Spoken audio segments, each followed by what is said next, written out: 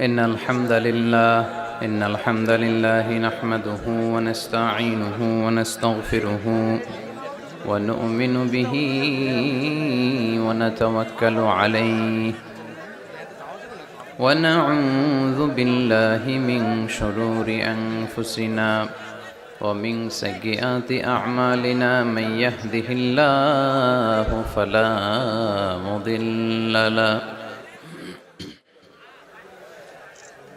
ومن يضلل فلا هادي له أي فلن تجد له وليا مرشدا ونشهد أن لا إله إلا الله وحده لا شريك له هو الذي لا ضد له ولا ند له لا مثل له ولا مثيل له لا وزير له ولا كفيل له لا شبه له ولا شبيه له لا ولد له ولا والد له وهو الواحد الفرد الصمد لم يلد ولم يولد ولم يكن له كفوا أحد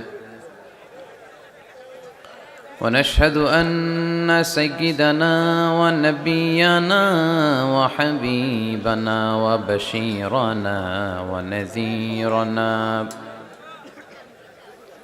وطبيبنا وطبيب أرواحنا وحبيبنا وحبيب ربنا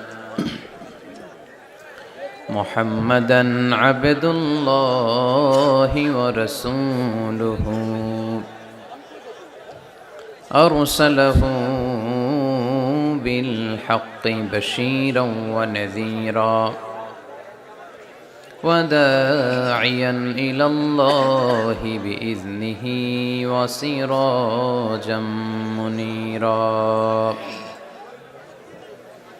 أما بعد فقد قال الله تعالى في كلامه المجيد وفي فرقانه الحميد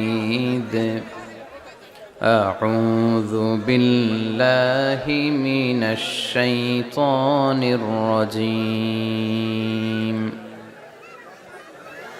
بسم الله الرحمن الرحيم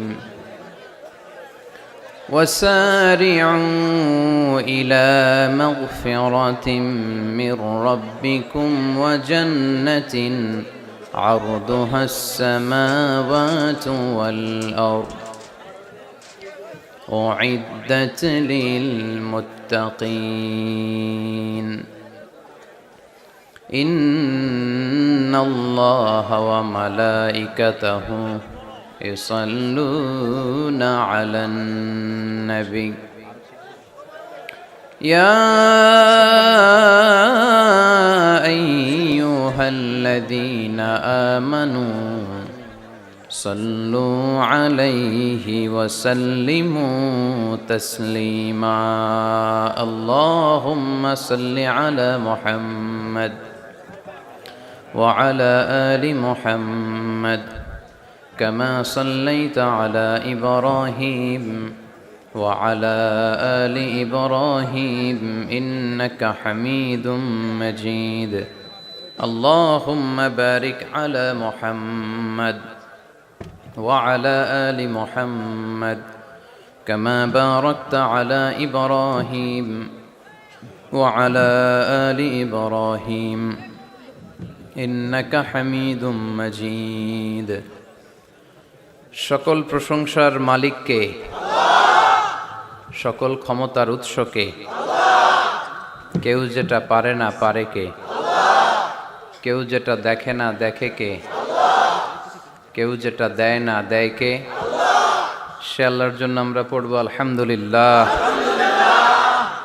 সবাই পড়ে রব্বানা লাকাল হামদ হামদান কাসীরান তয়্যিবান মুবারাকান ফীহি ইয়া রাব্বি লাকাল হামদু কামা ইয়ানবাগি লিজালালি ওয়াজহিকা ওয়া আযীমি সুলতানিকা লাকাল হামদু বিল ঈমান লাকাল হামদু বিল ইসলাম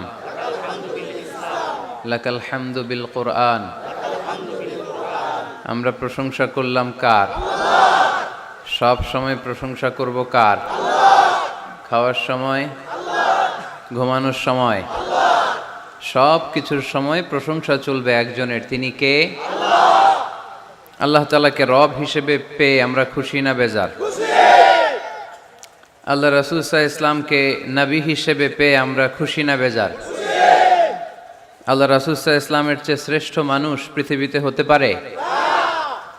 the most amazing personality in the world, গোটা বিশ্বের সবচাইতে অসাধারণ ব্যক্তিত্ব। তিনি মানুষ ছিলেন, কিন্তু সাধারণ মানুষ নন, অসাধারণ মানুষ। তিনি মানব, যেন তেন মানব নন, তিনি মহামানব। এজন্য তার প্রশংসা শুধু আমরাই করি না, গোটা বিশ্বের সবাই করে, ঠিক কিনা? বিষ্ণু ঈসা ইসলামকে লোকজন সুপারম্যান বলতে বাধ্য হয়েছে, মানে এমন লোক যে মাটি ধরলে এটা সোনা হয়ে যায়। পরশ পাথর ছিল তার হাতে, সুবহানাল্লাহ পড়েন। সে কোন বন্ধু বলো বেশি বিশ্বস্ত, সে কোন বন্ধু বলো বড় বিশ্বস্ত, কার কাছে মন খুলে দেয়া যায়, কার কাছে প্রাণ খুলে দেয়া যায়, হওয়া যায় অতি আশ্বস্ত, তার নাম আহমদ বড় বিশ্বস্ত। সুবহানাল্লাহ পড়েন। সাইয়েদনা ঈসা আলাইহিস সালামকে আল্লাহ পৃথিবীতে পাঠিয়েছেন শুধু এই অ্যানাউন্সমেন্টটা দেওয়ার জন্য যে ইয়াতি মিন বাদি ইসমুহু আহমদ, আমার পরে একজন নবী আসবে যার নাম হবে আহমদ। আহমদ বড় বিশ্বস্ত। এজন্য রাসূল সাল্লাল্লাহু আলাইহি ইসলামকে আমরা নবী হিসেবে পেয়ে খুশি না বেজার? ইসলামকে ধর্ম হিসেবে পেয়ে খুশি না বেজার? কিন্তু অনেকেই আমরা যে মুসলমান এটা নিয়ে খুশি না। তারা সাহসিকতার সাথে ঘোষণা দিতে পারে না যে ইন্নী মিনাল মুসলিমিন। কিন্তু আমাদের ইসলাম নিয়ে গর্ব করা উচিত, কারণ এই ধর্মকে পাঠিয়েছে কে? এটা মন মস্তিষ্ক প্রসূত কোনো ধর্ম নয়, ঠিক কিনা? এটা কি আমাদের বাপ দাদার কথা অনুযায়ী চলে? ইসলাম কি নেতার কথা অনুযায়ী চলে? মসজিদের ইমামের কথা অনুযায়ী চলে? ইসলামের বিধানগুলো সরাসরি নাজিল করেছে কে? সাইয়েদনা ওমর ফারুক বলতেন, নাহনু কওমুন আ'আজ্জানাল্লাহু বিল ইসলাম, আমরা তো এমন জাতি যে জাতিকে আল্লাহ তাআলা ইসলামের দ্বারা সম্মানিত করেছে। আমাদের সম্মান ইসলামে। আমাদের সম্মান কোথায়? ফাইন ইবতাগাইনাল ইজ্জাতা বিগাইরিহি আযাল্লানাল্লাহ, ইসলাম রেখে দিয়ে অন্য কোথাও যদি আমরা সম্মান তালাশ করি তাহলে আমাদেরকে অপমানিত করে ছাড়বে কে? এজন্য আমরা যে মুসলমান এটা বুক ফুলিয়ে বলা যাবে তো? পৃথিবীর সব নবীরা মুসলমান ছিলেন। আল্লাহর দেয়া ধর্মের নাম হচ্ছে ইসলাম, এবং এই ইসলামের বিজয় অবশ্যম্ভাবী। পড়েন সুবহানাল্লাহ। যার প্রমাণ আমরা পত্রপত্রিকা খুললে, ইন্টারনেট ব্রাউজ করলে, BBC news, Al Jazeera news, CNN cable news নেটওয়ার্কের নিউজ পড়লে আমরা জানতে পারি যে গোটা বিশ্বের বিভিন্ন ধর্মাবলম্বী লোকেরা নিজেদের ধর্ম রেখে দিয়ে তারা কালিমা পড়ে মুসলমান হয়ে যাচ্ছে। খুশি লাগে আপনাদের? আপনারা কি জানেন যে আমরা ইবাদত করি মসজিদে, খ্রিস্টানরা ইবাদত করে কোথায়? গির্জায়, তাই না? গির্জাকে ইংরেজিতে কি বলে জানেন? চার্চ বলে। তো ইউরোপে এবং আমেরিকাতে যে গির্জাগুলো আছে, এই গির্জাগুলো তারা বিক্রি করতে শুরু করে দিয়েছে। এর কারণ খ্রিস্টানরা তাদের গির্জাগুলোতে ইবাদত করতে যায় না। আমরা তো নামাজ 3 ওয়াক্ত পড়ি, 2 ওয়াক্ত বা 5 ওয়াক্ত, 7 দিনে তো একবার হাজিরা দিতে যাই, ঠিক কিনা? তো ওদের এমন দশা যে ওদের গির্জাগুলোতে 1 মাসও যায় না, 6 মাসও একবার যায় না। তো এই গির্জা রাইখা লাভ আছে? লাভ নাই। এই গির্জা ওরা বিক্রি করতে শুরু করেছে, আর ওখানকার মুসলিম কমিউনিটির নেতারা এই সুযোগে এই গির্জাগুলো কম দামে কিনে এটারে মসজিদ বানাইতে শুরু করছে। ইউরোপ আমেরিকাতে আলহামদুলিল্লাহ, আপনারা শুনে খুশি হবেন, ওরা ইসলামিক সেন্টার বলে এগুলোরে। কি বলে? Islamic centre. আমাদের এরকম ইসলামিক সেন্টার করা দরকার, যেখানে দার্স হবে, দার্স, রেগুলার দার্স হবে। এই যে তাফসির মাহফিলগুলো বছরে একবার, গত বছর আসছিলাম এখানে, আবার 1 বছর পরে দেখা, কি শিখলেন কি শিখলেন না, কি বুঝলেন কি বুঝলেন না, আর জানা শোনার সুযোগ হয়েছে নাই। কিন্তু সেন্টার যদি হয়, ওখানে শিশু কিশোরদের আলাদা কোরআন শিক্ষার আসর, আমার বোনদের আলাদা শিক্ষার আসর, বয়স্কদের আলাদা কোরআন শিক্ষার আসর, তারপরে সেখানে হেজামা সেন্টার থাকবে, রুকিয়া সেন্টার থাকবে, তালিম তাদরিস তারবিয়ার সব ব্যবস্থাপনা থাকবে। এজন্য সব জায়গায় এরকম সেন্টার থাকার দরকার আছে না নাই? যতদিন আমরা এই ইউনাইটেড থাকব, ততদিন আমাদের দিকে চোখ তুলে তাকাবার খবরদারি কারো থাকবে না। আর ইউনিটি যখন ব্রেকডাউন করবে, আমরা শতদা বিভক্ত, একজন আরেকজনের গালি দিবে, একজন আরেকজনের কাফের বলবে, তখনই সমাজের সব শান্তি সুখ এগুলো বিনষ্ট হতে চলবে। জোরে বলেন ঠিক কিনা? মুসলিম উম্মার মধ্যে এখন এই সমস্যা, ইউনিটি নাই। We don't have any central leadership, আমাদের কেন্দ্রীয় নেতৃত্ব নাই। এই যে ফিলিস্তিনে যে মারে আমাদেরকে পাখির মতো গুলি করে, মিয়ানমারের রাখাইন রাজ্য থেকে 10 লক্ষ মুসলমান তাড়ায় দিল টেকনাফে, এখন তারা পাহাড়ি এলাকায় আশ্রয় নিয়েছে। সিরিয়াতে মার খেয়ে গোটা বিশ্বে এরা ছড়িয়ে আছে। এই যে মুসলমানরা গোটা বিশ্বে মার খায়, আমাদের পক্ষে কথা বলার মতো আমাদের কোনো কেন্দ্রীয় লিডার আছে? সেন্ট্রাল লিডারশিপ নাই। আল খিলাফা আল ইসলামিয়া, ইসলামিক ক্যালিফেট, এটা নাই। এই সেন্ট্রাল লিডারশিপ না থাকার কারণে গোটা বিশ্বে আমরা আজ নির্যাতিত, নিষ্পেষিত, আমাদের কোনো মা বাপ নাই। জোরে কোন ঠিক কিনা? এদিকে লাথি মারলে ওইদিকে যাই, ওদিকে লাথি মারলে এদিকে আসি। আমাদের পক্ষ নিয়ে, আমাদের স্বার্থ নিয়ে যে কথা বলবে, জাতিসংঘে হুঙ্কার তুলবে, ওআইসি থেকে ঘোষণা আসবে, ওরকম একটা নেতাও আমাদের নাই। জোরে বলেন ঠিক কিনা? ওমরে ফারুকের মতো যদি একটা নেতা থাকতো, তাহলে গোটা বিশ্বে মুসলমানরা এক আমব্রেলার নিচে, এক ছাতার নিচে চলে আসতো, তাই না? এমন সাহাবী ছিলেন বিষ্ণু ঈসা ইসলাম তার ব্যাপারে বলেছেন, আসাদ্দুহুম ফি আমরিল্লাহি উমর। আল্লাহর জমিনে আল্লাহর দ্বীন বাস্তবায়নের জন্য সবচেয়ে কঠিন সাহাবী ছিল যিনি, তিনি হচ্ছেন উমর। মুনাফিকরা ওমরে ফারুককে দেখে ভয় পেত, খোদ শয়তান ইবলিস ওমরে ফারুককে দেখে ভয় পেত। আলহামদুলিল্লাহ পড়বেন না? বিষ্ণু ঈসা ইসলাম বলতেন, ওমর তুমি যদি এই রাস্তা দিয়ে হাঁটো আর শয়তান তোমারে দেখে, তাহলে শয়তান এই রাস্তা রেখে দিয়ে অন্য রাস্তা দিয়ে হাঁটে। লা নবিয়্যা বা'দি ওয়ালা রাসূলা। আল্লাহ রাসূল বললেন, আমার পরে কোনো নবীও নাই, রাসূলও নাই, তবে আমার পরে কেউ যদি নবী হতো, ওমর নবী হয়ে যেত। এরকম একজন ওমরের আমাদের দরকার, এরকম একজন ওমরের অপেক্ষায় আমরা। একজন হলেই চলবে, কয়জন লাগবে? যুগ জামানা পাল্টে দিতে চাই না অনেক জন, এক মানুষই আনতে পারে জাতির জাগরণ। এক মানুষই বিপদকালে বাঁচায় কাফেলায়, ক্ষুদ্র ডিঙ্গি বাঁচায় জাহাজ অসীম দরিয়ায়। কয়জন ওমর দরকার? আমরা সেই ওমরের জন্য অপেক্ষা করছি, যার নেতৃত্বে, যেই আল ইমাম আল মাহদি, যার নেতৃত্বে গোটা বিশ্বে শান্তি সভ্যতা ভদ্রতা আবার প্রতিষ্ঠিত হবে। এক ছাতার নিচে মুসলমানেরা থাকবে, কেউ কারো ব্যাপারে হৃদয়ে কোনো বিদ্বেষ রাখবে, ঘৃণা রাখবে, কেউ কাউকে গালি দিবে না। এই সুসম্পর্ক, এই ঐক্যের জন্যই ইসলাম একসাথে উদখুলু ফিস সিলমি কাফা, পরিপূর্ণভাবে সবাই মিলে ইসলামের রশিকে আঁকড়ে ধরো, তাহলেই বরকত দিবে কে? ওমরে ফারুক বলতেন, নাহনু কওমুন আ'আজ্জানাল্লাহু বিল ইসলাম, আমরা তো এমন জাতি যে জাতিকে আল্লাহ তাআলা ইসলাম দিয়ে সম্মানিত করেছে। আমাদের সম্মান ইসলামে, এখন ইসলাম রেখে দিয়ে অন্য জায়গায় সম্মান খুঁজি, এজন্যই লাথি খাই, এজন্যই অপমানিত, এজন্যই নেতৃত্ব শূন্য। জোরে বলেন ঠিক কিনা? গোড়ার দিকে যদি না যায়, মূলের দিকে যদি ফিরে না আসে, আমাদেরকে গালি দেয় মৌলবাদ। মৌলবাদ মানে হচ্ছে যে মূলের দিকে ফিরে আসে, return back to the root. শিখড় থেকে, শেকড় থেকে শিখরে। শিখরে যেতে হলে আগে শেকড়ে যেতে হবে, জোরে বলেন ঠিক কিনা? এজন্য ঐক্যের কোনো বিকল্প নাই।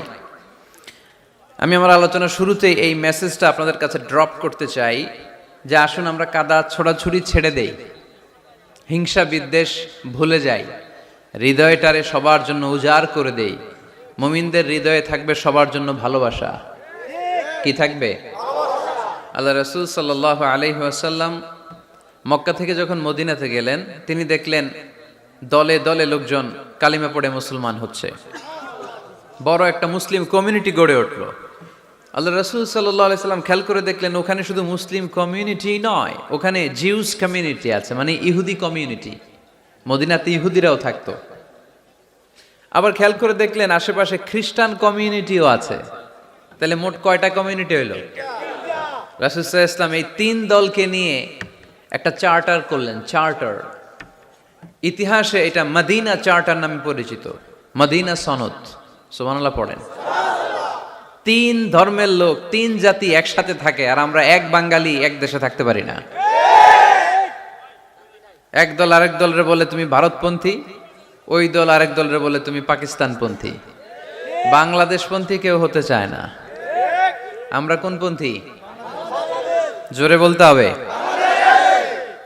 দেশের স্বার্থটারে সামনে নিয়ে আসতে হবে। তো সম্মানিত সুধী, রাসূল সাল্লাল্লাহু আলাইহি ওয়াসাল্লাম ইহুদিদের সাথে বসেছেন। মদিনা চার্টারে যদি তিন ধর্মের লোক থাকে, মানে Muslim community, Jews community and the Christian community যদি থাকে, তার মানে এই মদিনা সনদের মধ্যে স্বাক্ষর করেছিল তিন কমিউনিটির নেতারা। ইহুদিরাও ছিল, খ্রিস্টানরাও ছিল। তো আল্লাহ রাসূল সাল্লাল্লাহু আলাইহি ওয়াসাল্লাম ইহুদিদের সাথে বসেছেন, চুক্তি করেছেন 10 বছরের, লম্বা সময়ের। খ্রিস্টানদের সাথে চুক্তি করেছেন। রাসূল সাল্লাল্লাহু আলাইহি ওয়াসাল্লাম খ্রিস্টানের সাথে বসতে পারে, ইহুদির সাথে বসে সনদ তৈরি করতে পারে, মদিনার সনদ। কিন্তু আমরা মুসলমানের সাথে বসতে পারি? একজন আরেকজনের ছায়া দেখতে পারে না। হিংসা, বিদ্বেষ, জেলাসি, অহংকার, ঠিক কিনা? লা ইয়াদখুলুল জান্নাতা মান কানা ফি কলবিহি হাববাতু খারদাল মিনাল কিবর। যার অন্তরে যাররা পরিমাণ অহংকার থাকে, সে কশিনকালেও আল্লাহর জান্নাতে প্রবেশ করতে পারবে না। আমরা যেন এই অহংকার থেকে মুক্ত হতে পারি। আমরা যেন ব্রড মাইন্ডেড হতে পারি। আমরা যেন ভিন্ন মতের লোকদেরকে রেসপেক্ট করতে পারি। ভিন্ন মতকেও যেন আমরা সহ্য করতে পারি। আমাদের দেশে এত কাদা ছোড়াছুড়ি, এত মারামারি কেন জানেন? আমরা ভিন্ন মতকে দমন করতে চাই, ভিন্ন মতকে আমরা স্পেস দিতে চাই না, ফলেই এত ঠেলাঠেলি। এজন্য মতামত বিভিন্ন থাকবে। This is the beauty of Islam, unity in diversity. Unity in diversity. ঐক্য হবে বৈচিত্র্যের মাঝে, আমাদেরকে ঐক্য খুঁজতে হবে। এক একজন এক এক চেহারা। এই তুমি কালা হইলা কেন, তুমি খাটো হইলা কেন, তুমি লম্বু কেন, এরকম বললে চলবে? এই মেয়ে তুমি বিএনপি করো কেন, তুমি জামাত ইসলাম করো কেন, সব আওয়ামী লীগ হয়ে যাও, বলা যাবে? তুমি এই পীর সাহেবের মুরিদ কেন, আমি যে পীর সাহেবের মুরিদ হইছি ওইখানে আসো না কেন, বলা যাবে না। Unity in diversity. রাসূল সাল্লাল্লাহু আলাইহি ওয়াসাল্লাম ইহুদিদেরকে স্পেস দিয়েছেন, খ্রিস্টানদেরকে স্পেস দিয়েছেন। মনে রাখতে হবে, ঐক্য প্রক্রিয়ার নাম হচ্ছে, এটা এমন একটা প্রক্রিয়া যেখানে সবাই একই চিন্তা চেতনা পোষণ করবে এমনটা নয়, বরং এক একজনের এক এক চিন্তা, কিন্তু মৌলিক বিষয়ে সবাই এক। Unity in diversity. বৈচিত্র্যের মাঝে আমাদেরকে ঐক্য খুঁজতে হবে। প্রিয় ভাইরা, কথা বুঝতে পেরেছেন? আপনারা কি ঐক্যের পক্ষে না বিপক্ষে? আমরা যেন ঐক্যবদ্ধ হতে পারি, আল্লাহ তুমি তৌফিক দান করো। আমরা যেন হিংসা বিদ্বেষ ভুলে যে ইসলামের কল্যাণে কাজ করতে পারি, তুমি তৌফিক দান করো। আরো জোরে পড়ি আমিন।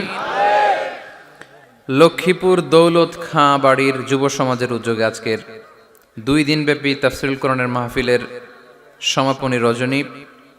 আজকের প্রোগ্রামের সম্মানিত সভাপতি হচ্ছেন অধ্যক্ষ গোলাম সারোয়ার সাঈদী পীর সাহেব, আড়াইবাড়ি দরবার শরীফ, আমার প্রিয় নানা ভাই।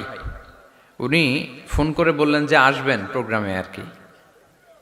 তো আসতেছেন আমার সাথে দেখা করার জন্য। অনেকদিন দেখা হয় না। মাঝখানে মালয়েশিয়াতে গিয়েছিলেন। 2 নানা নাতি মিলে ঘুরছি অনেক জায়গায়।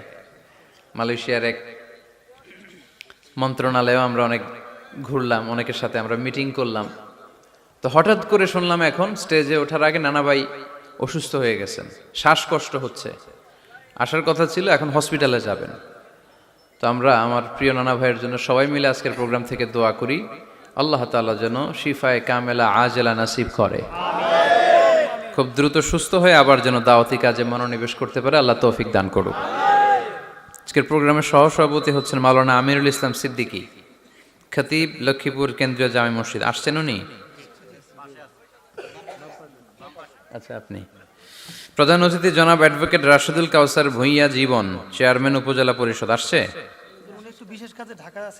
বিশেষ কাজে ঢাকা। বিশেষ অতিথি জনাব ইখতিয়ার আলম রনি, সাধারণ সম্পাদক বাংলাদেশ আওয়ামী লীগ, ৯ নং কায়েমপুর ইউনিয়ন শাখা। আসছে? মাশাআল্লাহ। তারপর আপনাদের এখানে আইন মন্ত্রী আপনাদের পাশের গ্রামে, ওনার লোকেরা এসেও দেখা করলো, আমি সালামও বললাম। ওনার আম্মা অসুস্থ, দোয়া চেয়েছে, আমরা দোয়া করি ওনার আম্মাকে আল্লাহ তাআলা সুস্থতা দান করুক। সম্মানিত ভাইরা, আমরা আর কথা না বাড়িয়ে সরাসরি আলোচনায় চলে যাই। আমি আপনাদের খেদমতে পবিত্র কালামুল্লাহ মাজিদের সূরাত আলে ইমরানের 133 নম্বর আয়াত তেলাওয়াত করেছি। সূরাটার নাম হচ্ছে সূরাত আলে ইমরান, ইমরানের বংশধর। ইমরান কে ছিল আপনারা জানেন? মারিয়াম আলাইহিস সালামের পিতা, ঈসা আলাইহিস সালামের নানা। সুবহানাল্লাহ পড়বেন না? ওনাদের ফ্যামিলিটা আল্লাহ তাআলার কাছে এতটাই পছন্দনীয় ছিল যে এই ফ্যামিলির নামে আল্লাহ কোরআনে একটা সূরাই দিয়ে দিলেন, আলে ইমরান। আরবিতে পরিবার বা ফ্যামিলি, এটা বোঝানোর জন্য আরবিতে দুইটা শব্দ ব্যবহার হয়, এক হচ্ছে আহাল আর একটা আল। আহাল এটা সম্মানিতদের ক্ষেত্রেও হয়, আবার সাধারণ মানুষদের ক্ষেত্রেও হয়। যেমন রাসূল সাল্লাল্লাহু আলাইহি ওয়াসাল্লামের পরিবারবর্গ, ওনারা অনেক সম্মানিতা, অনেক সম্মানিত। তো আল্লাহ রাসূল সাল্লাল্লাহু আলাইহি ওয়াসাল্লামের পরিবারের ক্ষেত্রে বলা হয় আহলে বাইত। আবার আমার পরিবার, আপনার পরিবার, আমাদের পরিবার বা স্ত্রী, এটা বোঝাতেও আরবিতে আহাল শব্দটা ব্যবহৃত হয়। কিন্তু আল শব্দটা সাধারণ কোনো ফ্যামিলির ক্ষেত্রে আল্লাহ ব্যবহার করেন নাই। ভালো হোক বা খারাপ হোক, সম্ভ্রান্ত হওয়া লাগবে, ডিগনিফাইড এন্ড প্রেস্টিজিয়াস ফ্যামিলির হওয়া লাগবে। ডিগনিফাইড ফ্যামিলির যদি হয়,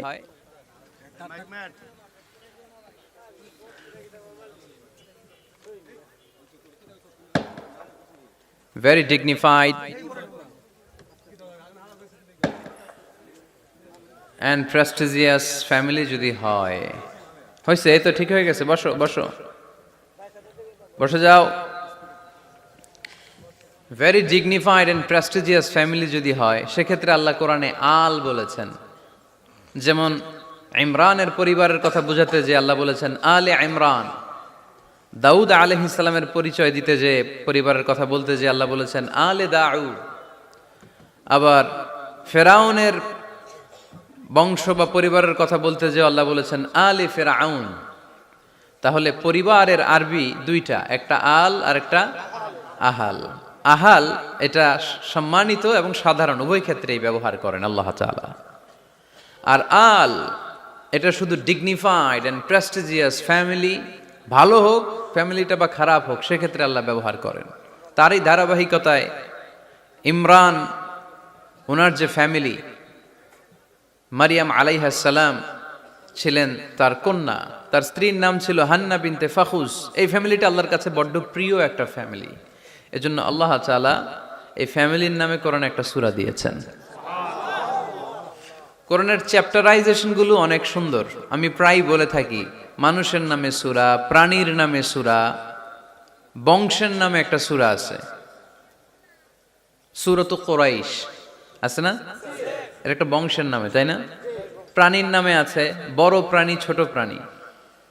স্থলের সবচেয়ে বড় প্রাণী হাতি, আছে না সূরা? সূরা ফিল। আবার স্থলের সবচেয়ে ছোট প্রাণী পিঁপড়া, আছে না? আন্নাম, সূরাতু আন-নামল। তারপর মৌমাছির নামে আছে সূরা, সূরাতু আন-নাহল। মধু খান তো আপনারা? মধু, খাঁটি মধু পাওয়া যায় এলাকায়, খুব পাওয়ারফুল খাবার। কিন্তু সাইবেরিয়ান এলাকায় ওরা মদ খায়। জিজ্ঞেস করলাম কেন? কয় খুব ঠান্ডা। আমি বললাম মধু খাইও, আরো বেশি গরম হবা। মদ খেলেও শরীর গরম হয়, কিন্তু মধু খেলে তার চেয়ে বেশি গরম হয়। রাসূল সাল্লাল্লাহু আলাইহি ওয়াসাল্লাম মধু খেতেন। কিছু কিছু হাদিয়া আল্লাহ রাসূল সাল্লাল্লাহু আলাইহি ওয়াসাল্লাম ফিরিয়ে দিতেন না। এর মধ্যে একটা হচ্ছে মধু। মধু দিলে বলতেন না যে না নিব না। আতর ফিরিয়ে দিতেন না। বালিশ, বালিশ খুব পছন্দ করতেন। আল্লাহ রাসূল ঠেকনা দিয়ে বসতে পছন্দ করতেন। সুবহানাল্লাহ পড়েন। রাসূল সাল্লাল্লাহু আলাইহি ওয়াসাল্লামের কাছে একটা কসমেটিক্সের বক্স থাকতো সবসময়, জরুরি 5-6টা জিনিস এর ভেতরে থাকতো। ওখানে আল্লাহ রাসূল সাল্লাল্লাহু আলাইহি সাল্লাম চিরুনি রাখতেন। চিরুনি, আপনারা চুল আঁচড়ান তো চিরুনি দিয়ে, সবসময় পরিপাটি থাকবেন, এটা সুন্নাহ। পরিচ্ছন্ন ফিট থাকা, সবসময় গেট আপটা ভালো থাকা, এটা সুন্নাহ। আল্লাহ রাসূল সাল্লাল্লাহু আলাইহি ওয়াসাল্লাম কোনো বিদেশি ডেলিগেট আসলে তাদের সাথে দেখা করার আগে সময় নিতেন, নিজেকে গুছিয়ে নিতেন। সুবহানাল্লাহ পড়েন। চুলগুলো আঁচড়ে রাখতেন এই চিরুনি দিয়ে। তাহলে ব্যক্তিগত কসমেটিক্স বক্সে আল্লাহ রাসূল সাল্লাল্লাহু আলাইহি ওয়াসাল্লাম যে জিনিসগুলো রাখতেন তোর মধ্যে একটি হচ্ছে চিরুনি।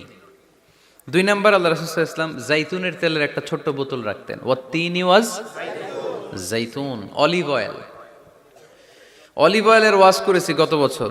যেখানেই আমার সাথে লোকজনের দেখা, কয় হুজুর এখন থেকে অলিভ অয়েল মাখি আমি, এজন্য সুন্দর হয়ে গেছি। তো অলিভ অয়েল রাখতেন, চিরুনি রাখতেন। এরপরে সুরমা দানি রাখতেন। সুরমা, চোখে আল্লাহ রাসূল সাল্লাল্লাহু আলাইহি ওয়াসাল্লাম সুরমা দিতেন। এরপর আল্লাহ রাসূল সাল্লাল্লাহু আলাইহি ওয়াসাল্লাম উতুর রাখতেন। উতুর, পারফিউম, আতর দিতেন। কিছু কিছু বিষয় আছে আরবাউন মিন সুনানিল মুরসালিন, 4টা সুন্নাহ আছে, সব নবীদের সুন্নাহ, সবাই এটা করেছেন। এর মধ্যে একটা হচ্ছে উতুর, সব নবীরা আতর দিতেন। সুবহানাল্লাহ, বাড়িতে যাই বললেন আতর দিবেন, এটা সুন্নাহ। আপনার ইমপ্রেশনটাকে আরো সুন্দর করবে। First impression lasts long. প্রথম দেখায় যারা ভাল লাগে, এটা সবসময় ভাল লাগে, ঠিক কিনা? প্রথমেই যদি কারোর সাথে কথা বলতে যাওয়ার পরে দেখা যায় আপনারা দেখতে খারাপ লাগে, গায়ে দুর্গন্ধ, আসবে আর আপনার কাছে? আসবে না। এরপর আসিওয়াক, ওই কসমেটিক্স বক্সে আল্লাহ রাসূল সাল্লাল্লাহু আলাইহি ওয়াসাল্লাম মেসওয়াক রাখতেন। কি রাখতেন? এটাও সব নবীদের সুন্নাত। তো আমরা যেন পরিপাটি থাকি সবসময়, সবসময় যেন পরিপাটি থাকি। তো মৌমাছির নামে সূরা দিলেন। এরকম এক ভাই বলল যে মাকড়সার নামে, হ্যাঁ, আল আনকাবুত নামে সূরা দিয়েছে। এভাবে আল্লাহ তাআলা পরিবারের নামে সূরা দিয়েছেন। ওই সূরাটার নাম আলে ইমরান। কি নাম? সূরাটার নাম হচ্ছে আলে ইমরান। সূরাটার নাম কি?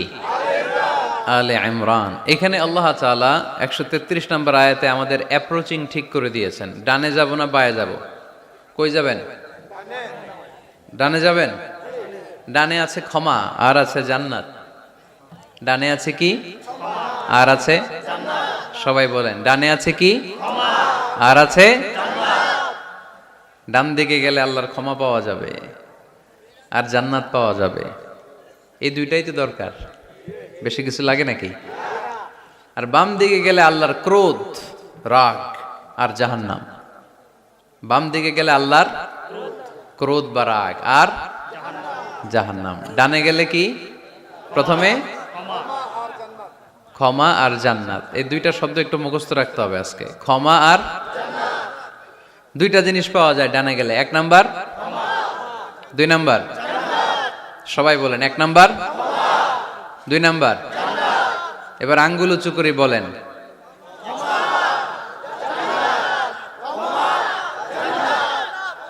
মাশাআল্লাহ। তাহলে ডানে গেলে পাওয়া যায় ক্ষমা আর জান্নাত, বায়ে গেলে পাওয়া যায় আল্লাহর ক্রোধ বা রাগ আর জাহান্নাম। Now the decision is yours. সিদ্ধান্ত আপনাদের। Where to go, where to approach and where to proceed, where to move on. কোন দিকে যাবেন? এই কয়েকজনের সিদ্ধান্ত ডানে, বাকিদের? আপনাদেরও ডানে। যারা দাঁড়ায় আছেন তাহলে আওয়াজ করে বলতে হবে ছুটবো কোথায়, ডানে না বায়ে? আল্লাহ এটাই বলেছেন, ওয়াসারিউ ইলা মাগফিরাতিন মির রাব্বিকুম ওয়া জান্নাতিন আরদুহাস সামাওয়াতু ওয়াল আরদ। ছোট, সারিউ মানে ছোট। যারা আলেম আছেন তারা জানেন সারিউ মানে কি? ছোট। ধাবিত হও, ইলা মাগফিরাতিম মির রাব্বিকুম, তোমার রবের পক্ষ থেকে ক্ষমার দিকে, ওয়া জান্নাতিন, আর এমন জান্নাতের দিকে, আরদুহাস সামাওয়াতু ওয়াল আরদ, যে জান্নাতের বিস্তৃতি হচ্ছে আকাশ জমিন বিস্তৃত। পড়েন সুবহানাল্লাহ। তাহলে আল্লাহ ডান দিকে ছুটতে বললেন, ক্ষমার দিকে ছোট, জান্নাতের দিকে ছোট। ক্ষমা লাভের প্রতিযোগিতা করো, জান্নাত লাভের প্রতিযোগিতা করো। কিন্তু আমরা কি ক্ষমা আর জান্নাত লাভের প্রতিযোগিতা করি? আমরা কি ভালো কাজের প্রতিযোগিতা করি? আল্লাহ বললেন ফাস্তাবিকুল খায়রাত, ভালো কাজের জন্য প্রতিযোগিতা করো। আমরাও প্রতিযোগিতা করি খারাপ কাজের, তাই না? দুনিয়া কামানোর প্রতিযোগিতা করি আমরা। কি করে বেশি অর্থ উপার্জন করে যায়, হালাল পন্থায় হোক বা হারাম পন্থায় হোক, টাকা কামানোর প্রতিযোগিতা আছে না নাই? ক্ষমতার দাপট দেখিয়ে লড়াইয়ে টিকে থাকার প্রতিযোগিতা করি আমরা, জোরে কোন ঠিক কিনা? আমরা প্রাসাদ বানানোর প্রতিযোগিতা করি, আমরা বিশ্ব সুন্দরীর প্রতিযোগিতা করি, আমরা প্রতিযোগিতা করি কে হবে মাসুদ রানা। এটাও জানেন আপনারা? কে হবে সৎ মানুষ, কে হবে আদর্শ বাংলাদেশী, এরকম প্রতিযোগিতা আছে। সবাই কি হইতে চায়? মাসুদ রানা। বিশ্ব সুন্দরীর প্রতিযোগিতা, মাসুদ রানার প্রতিযোগিতা, টাকা কামানোর প্রতিযোগিতা, ক্ষমতার লড়াইয়ে টিকে থাকার প্রতিযোগিতা। কিন্তু আল্লাহ বললেন নো, ফাস্তাবিকুল খায়রাত, ভালো কাজের প্রতিযোগিতা করো। আল্লাহ বুঝাতে চাইলেন দুনিয়ার ক্ষণস্থায়ী প্রতিযোগিতায় নেমে সময় নষ্ট করো না, ভালো কাজের প্রতিযোগিতা করো। আর ক্ষমার জান্নাত লাভের জন্য ছোট। এটা এমন জান্নাত যেই জান্নাতটা আকাশ জমিন বিস্তৃত। সুবহানাল্লাহ। ওয়াসারিউ ইলা মাগফিরাতিম মির রাব্বিকুম ওয়া জান্নাতিন আরদুহাস সামাওয়াতু ওয়াল আরদ উইদ্দাত লিল মুত্তাকিন। সুবহানাল্লাহ পড়েন। ও আমার গোলামেরা, আমার বান্দারা, ছোট, দৌড়াও, জান্নাতের দিকে দৌড়াও, ক্ষমার দিকে দৌড়াও। ক্ষমা অর্জনের জন্য প্রতিযোগিতা করো, জান্নাত লাভের প্রতিযোগিতা করো। এমন জান্নাত আরদুহাস সামাওয়াতু ওয়াল আরদ, যেই জান্নাত আকাশ জমিন পর্যন্ত বিস্তৃত। বিশাল জান্নাত। জান্নাতে কি ধাক্কাধাক্কি আছে? ঠেলাঠেলি? জায়গা নিয়ে মারামারি? আমাদের বাংলাদেশে জায়গা নিয়ে মারামারি আছে না নাই? কোর্ট পর্যন্ত গড়ায়, তাই না? সামান্য 1 বিঘা জায়গার জন্য কোথায় চলে যায়? কোর্টে। কোর্ট পর্যন্ত গড়ায়। কিন্তু জান্নাতে এই জায়গা নিয়ে ধাক্কাধাক্কি হবে? বিশাল জান্নাত, বিশাল জান্নাত। সর্বশেষ যেই লোকটা 1000 বছর জাহান্নামে পোড়ার পরে জান্নাতে ঢুকবে, ওই লোকের জান্নাতের যে সাইজ হবে, এটা এই দুনিয়ার সাইজের 10 গুণ বড় হবে। আগের কালে আমাদের যে দরজাগুলো ছিল গ্রাম বাংলায়, দরজাগুলোর 2টা কপাট ছিল, জানেন? 2টা কপাট একসাথে আইনার পরে তালা লাগাইতো। এখনই না 1 কপাটের দরজা শার্ট করে খুলে যায়। এখনো আছে? তো আল্লাহ রাসূল সাল্লাল্লাহু আলাইহি ওয়াসাল্লাম বললেন জান্নাতের যে দরজার 2টা কপাট, এই 2টা কপাটের একটা কপাট কত বড় শোনো। ইন্না আল মিসরাআইন মিন মাসারি'আল জান্নাহ মা বাইনা মাক্কাহ ওয়া হাজার। জান্নাতের 2 দরজার 2 কপাটের একটার সাইজ হচ্ছে সৌদির মক্কা শহর থেকে বাহরাইনের হাজার শহর যত দূর, জান্নাতের একটা কপাটের দূরত্ব তত দূর।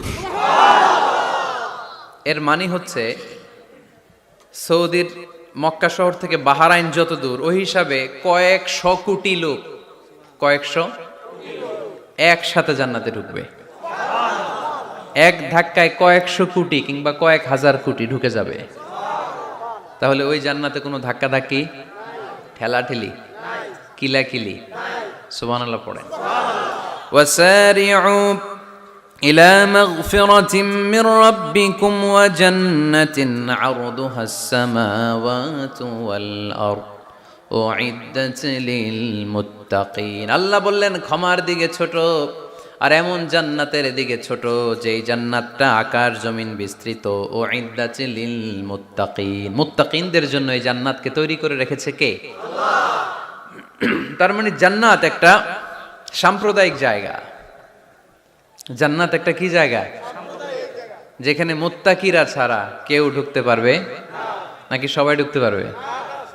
সবাই ঢুকতে পারবে না, ওখানে শুধু মুত্তাকিনরা ঢুকতে পারবে। উইদ্দাত লিল মুত্তাকিন, এটা মুত্তাকিনদের জন্য আল্লাহ তাআলা তৈরি করে রেখেছে। হাদিসে কুদসিতে আল্লাহ তাআলা বলেছেন, এই উইদ্দাতের এই শব্দের ব্যবহারই করেছেন, আ'দাতু লিইবাদিয়াস সলিহিন, আমি আমার নেককার বান্দাদের জন্য এমন জান্নাত বানিয়েছি, মা লা আইনুন রাআত, পৃথিবীর কোনো চোখ ওই জান্নাতের সৌন্দর্য দেখে নাই। ওয়ালা উযুনুন সামিআত, পৃথিবীর কোনো কান জান্নাতের কোনো সুন্দর শব্দের আওয়াজ শুনে নাই। ওয়ালা খাতারা আলা কলবি বাশার, মানুষ কল্পনাও করতে পারবে না যে জান্নাত কত সুন্দর। সুবহানাল্লাহ, সুবহানাল্লাহ, আর আসতে পড়েন। আল্লাহ বললেন উইদ্দাত লিল মুত্তাকিন, আমি আমার মুত্তাকিন বান্দাদের জন্য তৈরি করেছি। মুত্তাকিরা ছাড়া কেউ জান্নাতে প্রবেশ করতে পারবে নাকি? পারবে না। এখন মুত্তাকি কারা, তাদের বর্ণনা আল্লাহ সামনে দিবেন, শুনবেন আপনারা? আচ্ছা, এটা হচ্ছে কোরআনের একটা বর্ণনা ভঙ্গি। কোরআনের মধ্যে অনেক বেশি কোহেরেন্স আছে, সিকোয়েন্সটা অনেক সুন্দর। যখনই আল্লাহ বলবেন কাফিরিন, কাফের কারা, তার বর্ণনা দিবেন। এরপর যখন আল্লাহ বলবেন মুনাফিকিন, মুনাফিকিন কারা, আল্লাহ বর্ণনা দিবেন। এরপর যখনই আল্লাহ বলেছেন মুত্তাকিন, মুত্তাকিন কারা, তারপরে তার বর্ণনা দিবে। সুবহানাল্লাহ পড়েন। যেমন আল্লাহ সূরা বাকারার শুরুতেই মুত্তাকিদের বর্ণনা দিয়েছেন। আল্লাহ দ্ব্যর্থহীন কণ্ঠে ঘোষণা করে বলেছেন, যালিকাল কিতাবু লা রাইবা ফীহি হুদাল লিল মুত্তাকিন, এই কিতাবটা এমন কিতাব যেই কিতাবে কোনো সন্দেহ নাই, আর এটা হুদাল্লিল, সবাই বলেন হুদাল্লিল, এটা মুত্তাকিদের জন্য পথ প্রদর্শনকারী। যে কাউকে এই কিতাব পথ দেখায় না।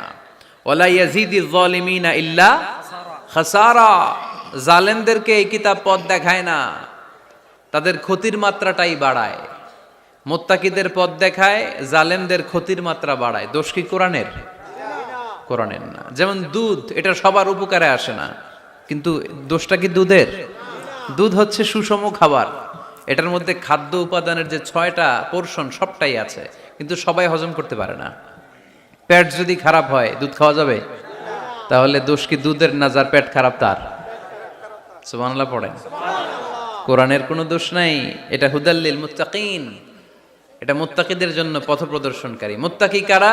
আল্লাযীনা ইউমিনুনা বিল গায়ব ওয়া ইউকিমুনাস সালাতা ওয়া মিম্মা রাযাকনাহুম ইউনফিকুন। আল্লাহ ওইখানে বর্ণনা দিলেন একভাবে, এই জায়গায় আল্লাহ তাআলা মুত্তাকিদের বর্ণনা দিলেন আরেকভাবে। সুবহানাল্লাহ পড়েন। আল্লাহ বললেন উইদ্দাত লিল মুত্তাকিন, এই ক্ষমা, এই জান্নাত যেই কাউকেই দেয়া হবে না, যারা মুত্তাকিন তাদেরকেই দেয়া হবে। সুবহানাল্লাহ। তাহলে আজকে আমরা মুত্তাকি হয়ে ফিরে যেতে চাই। 3 জন চাই শুধু, এখন 15-20 জন হয়েছে। সবাই চান? এলাকার লোকদের একটু গলায় সাউন্ড কম এমনি আগে থেকেই, তাই না? কিছু এলাকা আছে, আমরা তো সারা দেশ চড়ে বেড়াই। We move from the one corner of the country to the another corner. আজকে আছি সকালে এখানে, এরপরে চলে গেছি কক্সবাজার, এরপর আবার খুলনা। তো আমরা জানি কাদের গলায় জোর বেশি। ফেনীতে, নোয়াখালীতে বক্তার কথা কওয়া লাগে না, কথা কয় শ্রোতারা। আমরা ক বললে টাইনা নিয়ে ওটার কলিকাতা বানাইয়া স্লোগান। কলিকাতা কই নাই আমি, শুধু ক বলছি। কি বলছি? ওটার টাইনা কি বানাইছে? কলিকাতা। তো শ্রোতাদের একটা বড় রোল আছে, they have huge role in this তাফসীর প্রোগ্রাম। আপনাদের একটা ভালো রোল প্লে করতে হবে। আপনারাই পারেন আমাদের থেকে আলোচনা বের করে নিয়ে আসতে। আপনারা যদি জিমাইতে থাকেন আর আমি যদি গুতায় আওয়াজ বের করতে না পারি, আমার ভেতর থেকে কথা বেরোবে না। আর আপনারা যদি প্রাণবন্ত থাকেন, সজীব থাকেন শেষ পর্যন্ত, তাহলে কোরআনের সুন্দর সুন্দর কথাগুলো আল্লাহ আমার মুখ দিয়ে বের করায় দিবে। আমরা আজকে কি হয়ে ফিরে যেতে চাই? নাকি মাসুদ রানা? কি হইতে চাই? তাহলে রিয়েলিটি শো একটা এরকম হওয়া দরকার। কে হবে? মুত্তাকি। কিন্তু রিয়েলিটি শো এর নাম কে হবে? মাসুদ রানা। আমরা মাসুদ রানা হতে চাই না, আমরা মুত্তাকি হতে চাই। ইনশাআল্লাহ পড়েন। আল্লাহ এখানে মুত্তাকিনদের 5টা গুণের কথা বলেছেন। কয়টা? একটু মিলায়ে দেখবো আজকে আমরা যে এই 5টা গুণ আমাদের মধ্যে আছে কিনা। যদি থাকে ওয়েল এন্ড গুড, আলহামদুলিল্লাহ। যদি না থাকে তাহলে এই 5টা গুণ নিজেদের মধ্যে ধারণ করার দরকার আছে না নাই? কথা খুব সোজা সাপটা। যদি এগুলো নিয়ে যেতে পারেন দেন আওয়ার ওয়াজ ইজ সাকসেসফুল, তা না হইলে কোনো লাভ নাই। কোনো লাভ আছে? এত ক্যামেরা, এত লাইটিং ফাইটিং করে কি লাভ? এই যে ছুটে আসছেন শীতের রাত, আমি তো এত জেলায় ঘুরলাম, এরকম শীত পাই নাই। আপনাদের লক্ষ্মীপুরে যেই শীত, মাশাআল্লাহ, আমি গাড়ি থেকে বেরোই কাঁপতে শুরু করছি, খুব ঠান্ডা লাগতেছিল আমার কাছে। তো এই যে শীতের রাতে মাফলার টাফলার পেঁচায় অনেক রাত পর্যন্ত আপনার দাঁড়ায় দাঁড়ায় শুনবেন, হিসাব খুব সোজা সাপটা। মুত্তাকি হয়ে ফিরে যেতে চাই, জীবন পাল্টাতে চাই, সময় নষ্ট করতে আসি নাই। সময়ের অনেক দাম, সময়ের দাম দিতে শিখেন। সময়গুলো অনেক দামি। সো আজকের আলোচনা থেকে আমরা কিছু নিয়ে যাব, শিখে যাব। আর কি হয়ে ফিরে যাব? বৈশিষ্ট্য কয়টা? তাহলে একটু চেক করবো যে আছে কিনা আমাদের মধ্যে এই গুণগুলা। থাকলে ভালো, অনেকের হয়তো আছে। যদি না থাকে এগুলো আমাদের ধারণ করতে হবে। কথা কি ক্লিয়ার না? আলহামদুলিল্লাহ। মুত্তাকির প্রথম বৈশিষ্ট্য আল্লাযীনা ইউনফিকুনা ফিস সাররাই ওয়াদ দাররা। মুত্তাকিনরা সুখে দুঃখে সব সময় দান করে, সচ্ছল অসচ্ছল উভয় অবস্থায় দান করে। সচ্ছল অবস্থায় তারা বেশি দান করে, কিন্তু অসচ্ছল অবস্থায়ও করে। বেশি হয়তো করে না, কিন্তু কম করে করে, কিন্তু দান করে। এজন্য আল্লাহ বলেন আল্লাযীনা ينفقون في السراء والضراء والكاظمين الغيظ والعافين عن الناس والله يحب المحسنين سبحان الله। আমার মুত্তাকি বান্দাদের প্রথম বৈশিষ্ট্য ইউনফিকুনা ফিস সাররাই ওয়াদ দাররা, সুখে দুঃখে সচ্ছল কিংবা অসচ্ছল যে অবস্থায় থাকুক না কেন তারা আমার রাস্তায় দান করে। দান করলে খুশি হয়ে যায় কে? আল্লাহ। সাদাকা করলে আপনারে পছন্দ করবে কে? আল্লাহ। যাকাত দিলে পছন্দ করে কে? আল্লাহ। দে যাকাত, দে যাকাত তোরা দে রে যাকাত, দে যাকাত, দে যাকাত তোরা দে রে যাকাত। তোর দিল খুলবে পরে আগে খুলুক হাত, দে যাকাত, দে যাকাত তোরা দে রে যাকাত। পড়েন আমিন।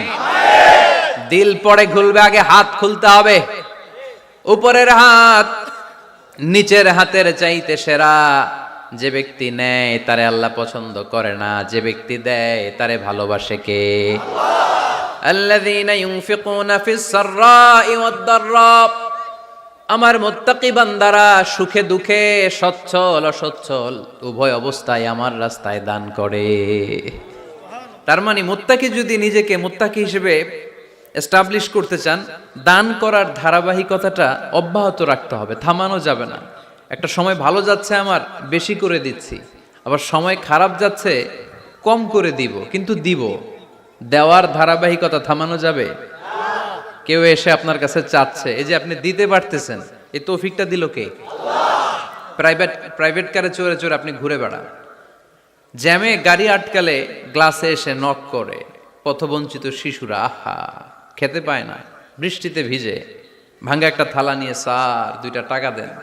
অনেকে ধমক দিয়ে তাড়িয়ে দেয়। এই যে আপনি ধমক দিছেন, ওরে প্রাইভেট কারে বসাইতে পারে কে? আপনার হাতে ভাঙ্গা থালা দিয়ে রাজপথে নামায় দিতে পারে কে? এজন্য আল্লাহ বললেন আমি দেয়ার মালিক, তুমি দাও, তুমি দিলে তোমার হাত আমি ভরে দেব। আল্লাহু আকবার। মদিনার জমিনে সবচাইতে গরীব সাহাবীর নাম ছিল সাইয়েদনা বেলাল আল হাবাশী রাদিয়াল্লাহু তাআলা আনহু।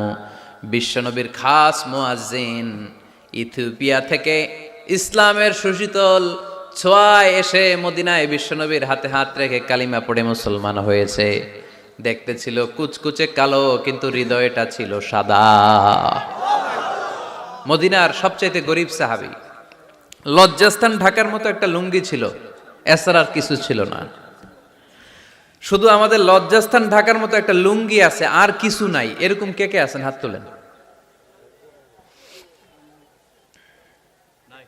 কেউ নাই। তার মানে আল্লাহ আমাদের অনেক দিয়েছে, ঠিক কিনা?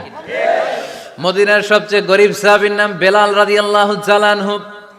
লজ্জাস্থানটা ঢাকার কাপড় ছাড়া তার কিছু ছিল না। ওই বেলাল রাদিয়াল্লাহু তাআলা আনহুকে ডেকে বিশ্বনবী বললেন, আনফিক ইয়া বেলাল, ও বেলাল তুমিও আল্লাহর রাস্তায় দান করো। সুবহানাল্লাহ। আনফিক ইয়া বেলাল লা তাখশা মিন যিল আরশি ইকলালা, ও বেলাল আল্লাহর ধনভাণ্ডারে কমতি নাই, তুমি দান করো, তোমারও বাড়ায়া দিবে কে? যে বেলাল রাদিয়াল্লাহু তাআলা আনহু লুঙ্গিটা পরা ছাড়া আর কোনো সম্পদই ছিল না, এই লুঙ্গিটাই সম্পদ, আর কিচ্ছু নেই। ওই বেলালকে বিশ্বনবী বলেছেন, দান করো বেলাল, কিপটামি করো না। যে রবের সন্তুষ্টির জন্য তুমি দান করবা, ওই রবের কোনো কমতি নাই, ঘাটতি নাই। গোটা বিশ্বের সবার সব ডিমান্ড পূরণ করে দিল, যার যত চাহিদা সব দিয়ে দিল, আমার আল্লাহর ধনভাণ্ডারের 1 ইঞ্চিও কমবে না। এজন্য মুত্তাকিদের প্রথম বৈশিষ্ট্য, আল্লাযীনা ইউনফিকুনা ফিস সাররাই ওয়াদ দাররাই ওয়াল কাযিমিনাল গায়যা ওয়াল আফিনা আনিন নাস ওয়াল্লাহু ইউহিব্বুল মুহসিনিন। মুত্তাকিনদের প্রথম বৈশিষ্ট্য, সুখে দুঃখে সব সময় দান করে একজনের খুশির জন্য। তিনি কে? দান করলে যে আল্লাহ বাড়ায় দেয়, বিশ্বাস হয়? বিশ্বাস হয়? বাড়িয়ে দিবে আল্লাহ। মাসালুল্লাযীনা ইউনফিকুনা ফি সাবিলিল্লাহি কামাসালি হাব্বাহ أنبتت 7 سنابل في كل سنبلة 100 حبة والله يضاعف لمن يشاء والله واسع عليم। সুবহান আল্লাহ পড়ে। আল্লাহর রাস্তায় দানের দৃষ্টান্ত চারা গাছের মতো। যেই চারা গাছ রোপণ করে দিলে সেখান থেকে শীষ গজায় 7টা, ওই 7টা শীষ থেকে, প্রতিটা শীষ থেকে হয় শত শস্য দানা, মানে 700। আপনি 1 টাকা দান করলে আল্লাহ 7 গুণ, 100 গুণ থেকে 700 গুণ বাড়ায় দিবে। আল্লাহর প্রাচুর্যতার কোনো কমতি নাই, আল্লাহর ভান্ডারে কোনো ঘাটতি নাই, আছে? এজন্য দিতে হবে। কি করতে হবে? দিলে নতুন করে আসে, না দিলে আসে না। বিশ্বাস হয়? অনেকে বিশ্বাস করে না। আল্লাহ বলেন, আনফিক ইবনা আদম উনফিক আলাইক, হে বনি আদম দাও, দিলে আমিও দেব। অনেকে আমরা ধরে রাখি দেখে নতুন কিছু আসে না। আপনার হাতে 5 কেজির একটা বস্তা, তো এটা ধরে রাখলে আরেকটা নিতে পারবেন? এটা ফালাই দিলে না 10 কেজি ধরতে পারবেন? কথা কয় না? 5 কেজির এটা দিয়ে দেন, 20 কেজি আসবে। 20 কেজির ওইটা দিয়ে দেন, 40 কেজি আসবে। আর 5 কেজি ধরে রাখলে নতুন কিছু আসবে। আনফিক ইবনা আদম উনফিক আলাইক, হে বনি আদম দান করো, তুমি দিলে আমি তোমারে দিব। সুবহানাল্লাহ পড়েন। তবে এই দানটা গোপনে হলে ভালো।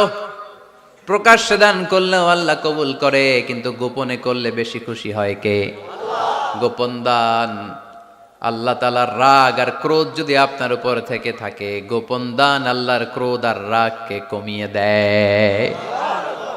গোপন দান করলে আল্লাহ খুশি হয়ে যায়। আল্লাহর যদি কোনো রাগ, গোসা, ক্রোধ থাকে আপনার উপর, এটা কমে যাবে। 7 শ্রেণীর ব্যক্তিকে আল্লাহ তাআলা আরশের নিচে ছায়া দিবেন কিয়ামতের দিন, যেদিন সে ছায়া ছাড়া আর কোনো ছায়া থাকবে না। এর মধ্যে 1 শ্রেণীর ব্যক্তি, রজুলুন তাসাদ্দাকা বিসাদাকা ফাআখফাহা হাত্তা লা তা'লামু শিমালুহু মা তুনফিকু ইয়ামিনুহু। 1 শ্রেণীর ব্যক্তি, 7 শ্রেণীর মধ্যে 1 শ্রেণীর ব্যক্তি যারা আরশের নিচে ছায়া পাবে, যে ব্যক্তি গোপনে দান করে। কত গোপনে? ডান হাত কি দিছে, বাম হাত টের পায় নাই। তার মানে অনেক গোপনে দান করেছে। এই গোপনে দান করলে খুশি হয় কে? আল্লাহ। আল্লাকা সিররুন ইনদাল্লাহ বাইনাকা আনতা ওয়া বাইনাল্লাহ, আল্লাকা সাদাকাতুন তাখফা لا يعلمها إلا الله هل لك سر عند الله بينك أنت وبين الله هل لك صدقات تخفى لا يعلمها إلا الله سبحان الله পড়ে هل لك سر عند الله তোমার আর তোমার রবের মাঝে গোপন কোনো ডিলিংস আছে কি যেটা তুমি আর তোমার রব শুধু জানো? তোমার জীবনে এমন গোপন দান আছে নাকি যেটা আল্লাহ ছাড়া কেউ দেখেনি? ওই দানগুলোরে পছন্দ করে কে? আল্লাহ।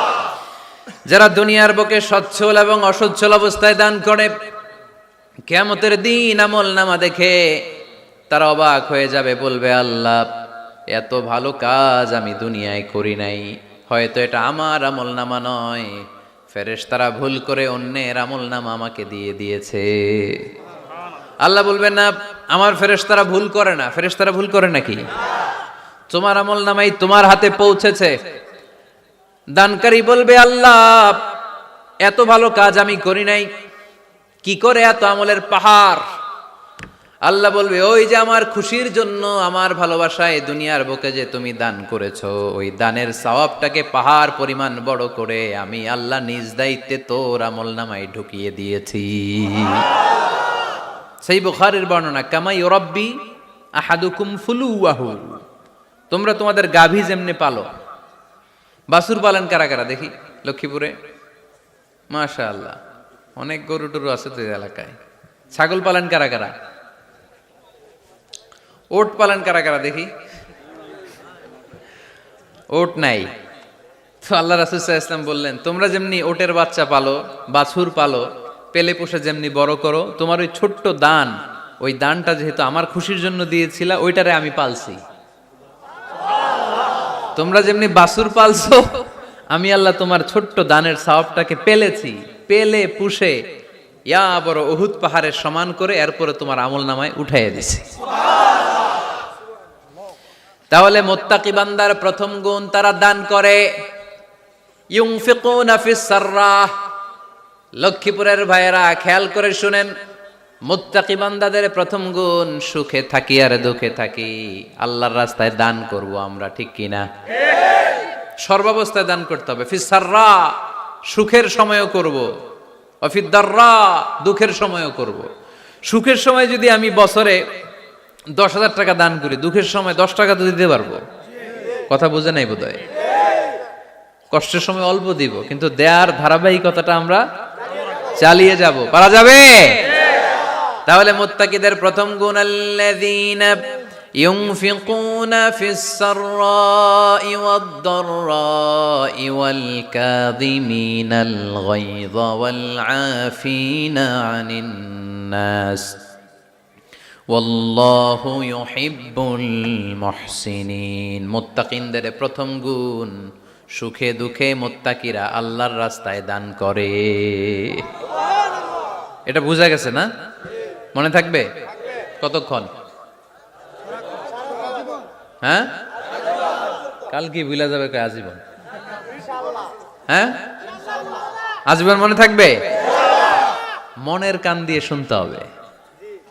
এই কান না, মনেও একটা কান আছে, ওই কান দিয়ে শুনলে ভুলবেন না। তাহলে মুত্তাকিদের প্রথম বৈশিষ্ট্য, যেহেতু আমরা মুত্তাকি হয়ে ফিরে যেতে চাই, মুত্তাকিদের প্রথম বৈশিষ্ট্য আমরা জানলাম, যারা সুখে দুঃখে কি করে? দান করলে বাড়ায় দেয় কে? আল্লাহ। ধৈর্য রাখলে নতুন কিছু পাওয়া যায়? ওটা ছেড়ে দেন, ওটা দিয়ে দেন, তাহলে নতুন কিছুর ব্যবস্থা করবে কে? আল্লাহ। তাহলে এটা বুঝে ফেলছেন না? হজম হয়েছে? হজম, এটার হজম করে ফেলেন। হয়ে গেছে গা? আচ্ছা, এবার আল্লাহ বললেন মুত্তাকিনদের 2 নাম্বার বৈশিষ্ট্য, ওয়াল কাযিমিনাল গায়যা। মুত্তাকি বান্দারা তাদের রাগকে হজম করে, রাগ সংবরণ করে, ক্রোধকে নিয়ন্ত্রণ করে। সুবহানাল্লাহ পড়েন। এইবার আসছে কঠিন ওয়াজ। এবার একজনকে হুজুর এটাই তো পারি না, এটাই তো পারি না, এটা পারতে হবে আপনাকে মুত্তাকি হতে চাইলে।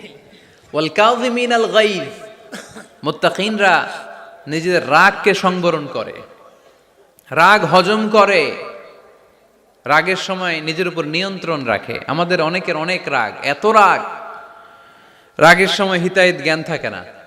এরকম আছে না নাই? রাগ কিন্তু অনেক ভয়ঙ্কর, জানেন? রাগ বেশি কার কার? লক্ষ্মীপুরের দেখি তো, খাইছে আছে তো দেখি, 3-4 জনের রাগ আছে না? বাকি সব আল্লাহর ওলি। লক্ষ্মীপুরের ঘরে ঘরে রাগ? আচ্ছা, লক্ষ্মীপুরের মানুষ অনেক ভদ্র, শান্তশিষ্ট, রাগ টাগ নাই। হ্যাঁ, বাঙ্গালায় তো এই রাগ ভয়ঙ্কর। এটা রাগ কিন্তু ভয়ঙ্কর। মানুষ যখন রাগ করে তখন তার হিতাহিত জ্ঞান থাকে, কি করে কি বলে সে জানে।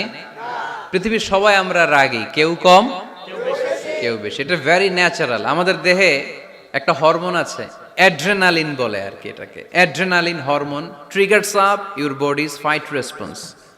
এটা যখন নিঃসরিত হয় দেহ থেকে, আপনার বডি তখন ফাইট করতে মনে চায়। কোপায়ালামু, মাইরালামু তরে, হোতায়ালামু অক করে, এরকম একটা অ্যাটিটিউড চলে আসে না? এটা ন্যাচারাল। এই অ্যাড্রেনালিন হরমোন যখন নিঃসরিত হয়, এটা আপনার ফাইট রেসপন্সকে ট্রিগার আপ করে। তখন আপনার দেহ খুব উত্তেজিত, ফাইট করতে মনে চায়, মনে চায় এখনই ধরি ওরে। আছে না নাই? তবে এটা ভালো কাজে লাগাইতে হবে। রাগটা পারা যাবে না। রাগ কিন্তু খুব ভয়ঙ্কর। এই রাগের শারীরিক মানসিক অনেক ক্ষতি আছে। হার্ট অ্যাটাক করে অনেকে রাগে, স্ট্রোক করে ফেলে। রাগ হচ্ছে অনেকটা ঝড়ের মতো। কিসের মতো? ঝড় যেমনি একদিক থেকে এসে সব লন্ড ভন্ড করে দিয়ে অন্য দিক দিয়ে ছুটে চলে যায়, যখন ঝড়টা হয় তখনও তো টের পাওয়া যায় না। রাগও তেমন। যখন রাগটা আসে, কি যে করে ফেলছি তখন বোঝা যায় না। রাগ চলে যাওয়ার পরে, মাথা ঠান্ডা হওয়ার পরে তখন বোঝা যায়, হায় রে এটা কি করলাম। রাগের সময় দিয়ে দিছে তালাক। রাগের সময় কি করছে? রাগ যখন শেষ তখন কয়, হায় হায় বউ তুমি তো আমার কৈতরি। মারামারি হয়, সম্পর্কের অবনতি হয়, স্বামী স্ত্রীর সম্পর্কের বিচ্ছেদ ঘটে। বাবা ছেলের সাথে রাগ করে না? বাপে কয় দিমু না তোরে, কিচ্ছু দিমু না। পোলায় কয় দিবা না কে? বাপে কয় দিলাম না। পোলায় কয় মারলাম তোমারে। বাপে কয় তোরে ত্যায্য করলাম। পোলা কয় কোপ দিলাম। আছে না নাই? শুনবেন এরকম বাবা ছেলে হতাহতের ঘটনা। হাজব্যান্ড ওয়াইফ ডিভোর্স পর্যন্ত গড়ায়। বন্ধু বন্ধুর সম্পর্ক নষ্ট হয় এই রাগের কারণে। দেখছেন, আল্লাহ যেখানে যত ফোঁটা দেয়া দরকার ওই জায়গায় অত ফোঁটা দেয়। এটার নাম ইসলাম। এজন্য আল্লাহ বললেন, মুত্তাকিদের 2 নাম্বার গুণ আল কাযিমিনাল গায়জ। মুত্তাকিনরা রাগকে সংবরণ করে, তারা অল্পতে চটে যায় না, তারা হট টেম্পার্ড না, তারা বুঝে শুনে কাজ করে, নিজের ক্রোধ আর রাগকে সংবরণ করতে জানে। সুবহানাল্লাহ পড়েন। আল্লাহ রাসূল বললেন, লাইসা শাদীদু বিসুরআহ, কুস্তি করে যে অন্যকে শোয়ায় ফেলতে পারে সে শক্তিশালী নয়। ইন্নামা শাদীদুল্লাযী ইয়ামলিকু নাফসাহু ইনদাল গাদাব, রাগের সময় যেই ব্যক্তি নিজের উপর নিয়ন্ত্রণ রাখতে পারে আল্লাহর কাছে সেই হলো শক্তিশালী। এক একটা কথার ওজন দেখছেন আল্লাহ রাসূল সাল্লাল্লাহু আলাইহি ওয়াসাল্লামের। লাইসা শাদীদু বিসুরআহ, যে কুস্তি খেলতে পারে ভালো সে শক্তিশালী না, বরং ইন্নামা শাদীদুল্লাযী ইয়ামলিকু নাফসাহু ইনদাল গাদাব, রাগের সময় যে নিজেকে নিয়ন্ত্রণ করতে পারে সেই শক্তিশালী। সুবহানাল্লাহ পড়ে। এজন্য আমি মুত্তাকি হমু হুজুর। হুজুর আজকের ওয়াজ শুনে আমি মুত্তাকি, শুধু হাত তুলে মুত্তাকি বললে হবে? রাগ নিয়ন্ত্রণের, রাগ কন্ট্রোল করার অভ্যেস নিজের মধ্যে জাগ্রত করতে হবে, ঠিক কিনা? এক সাহাবী এসে বললেন, ইয়া রাসূলুল্লাহ আউসিনি ইয়া রাসূলুল্লাহ, আমারে কিছু নসিহত করেন, নসিহত করেন। বিশ্বনবী বললেন, লা তাগদাব, ও সাহাবী তুমি রেগে যেও না। সাহাবী বললেন, নবী আবার নসিহত করেন। বিশ্বনবী বললেন, তুমি রেগে যেও না। সাহাবী বললেন, শুনলাম তো এটা, আরেকটা কিছু কন। বিশ্বনবী বললেন, রেগে যেও না। রাদ্দাদা মিরারান, বারবার যতবার সাহাবী বিশ্বনবীর কাছে নসিহত চাইলেন, বিশ্বনবী একটা নসিহতই করলেন, রেগে যেও না, কারণ রেগে গেলেন তো হেরে গেলেন। রেগে গেলেন তো হেরে গেলেন। ওরা আপনারে রাগাতে চাইবে, আপনি ঝগড়া করতে চান না, ওরা আপনারে পায়ে পাড়া দিয়ে ঝগড়ায় নামাতে চাইবে। চিল্লা এখন ঠিক কিনা? ওরা পায়ে পাড়া দিয়ে ঝগড়া করবে, ওরা আপনারে অলওয়েজ পোক করবে, ওরা আপনার হট টেম্পার্ড বানাতে চাবে, আপনারে অস্থির করে দিতে চাবে। কিন্তু ফর্মুলা আমাদের ভালো জানা আছে। আমরা কোরআন থেকে ফর্মুলা নিয়ে চলি, মানব রচিত কোনো ফর্মুলায় আমরা চলি না। জোরে বলেন ঠিক কিনা? মুত্তাকিনদের 2 নাম্বার বৈশিষ্ট্য, ওয়াল কাযিমিনাল গায়জ, মুমিনরা নিজেদের রাগকে নিয়ন্ত্রণ করে। রাগ নাইকার, ক্ষোভ নাইকার, কিন্তু মুমিনরা, মুত্তাকিনরা চাইলেই রাগ দেখায় না। তারা রাগকে কি করে? পারবেন পারবেন আজকে থেকে ভাবির আর বকবেন না তো, ঝগড়া করবেন না তো, ছেলে মেয়েদের উপর উত্তেজিত হবেন না তো, হ্যাঁ রাগারাগি করবেন, মনে থাকবে তো? আল্লাহ রাসূল সাল্লাল্লাহু আলাইহি ওয়াসাল্লাম কখনোই রাখতেন না। সুবহানাল্লাহ নাই? আল্লাহ রাসূল সাল্লাল্লাহু আলাইহি ওয়াসাল্লাম কখনোই, ওনার সাথে কেউ খারাপ আচরণ করলে উনি রাখতেন না। ওনাকে অত্যাচার করা হয়েছে, তিনি রাখতেন না। জুলুম করা হয়েছে, তিনি রেগে যেতেন না। রাসূল সাল্লাল্লাহু আলাইহি ওয়াসাল্লাম মক্কায় যখন নামাজ পড়তেন, উটের পচা নাড়ি ভুঁড়ি আল্লাহ রাসূল সাল্লাল্লাহু আলাইহি ওয়াসাল্লাম ঘাড়ে আর পিঠের উপর চাপিয়ে দেয়া হতো। আমাদের কার কার পিঠের উপর নামাজ অবস্থায় উটের বা গরুর নাড়ি ভুঁড়ি চাপায়া দেয়া হয়েছে এলাকায়? আছে কেউ? নাই। তায়েফের ময়দানে আল্লাহ রাসূল সাল্লাল্লাহু আলাইহি ওয়াসাল্লাম দাওয়াত দিতে গেলেন, নিজের লাভের জন্য না তায়েফবাসীদের লাভের জন্য?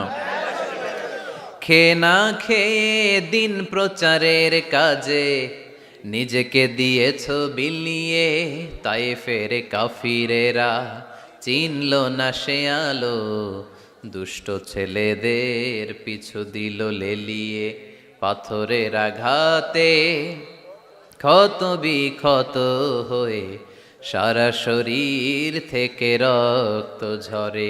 হে রাসূল তোমাকে ভুলি আমি কেমন করে, হাজার ব্যথা বেদনার পরে।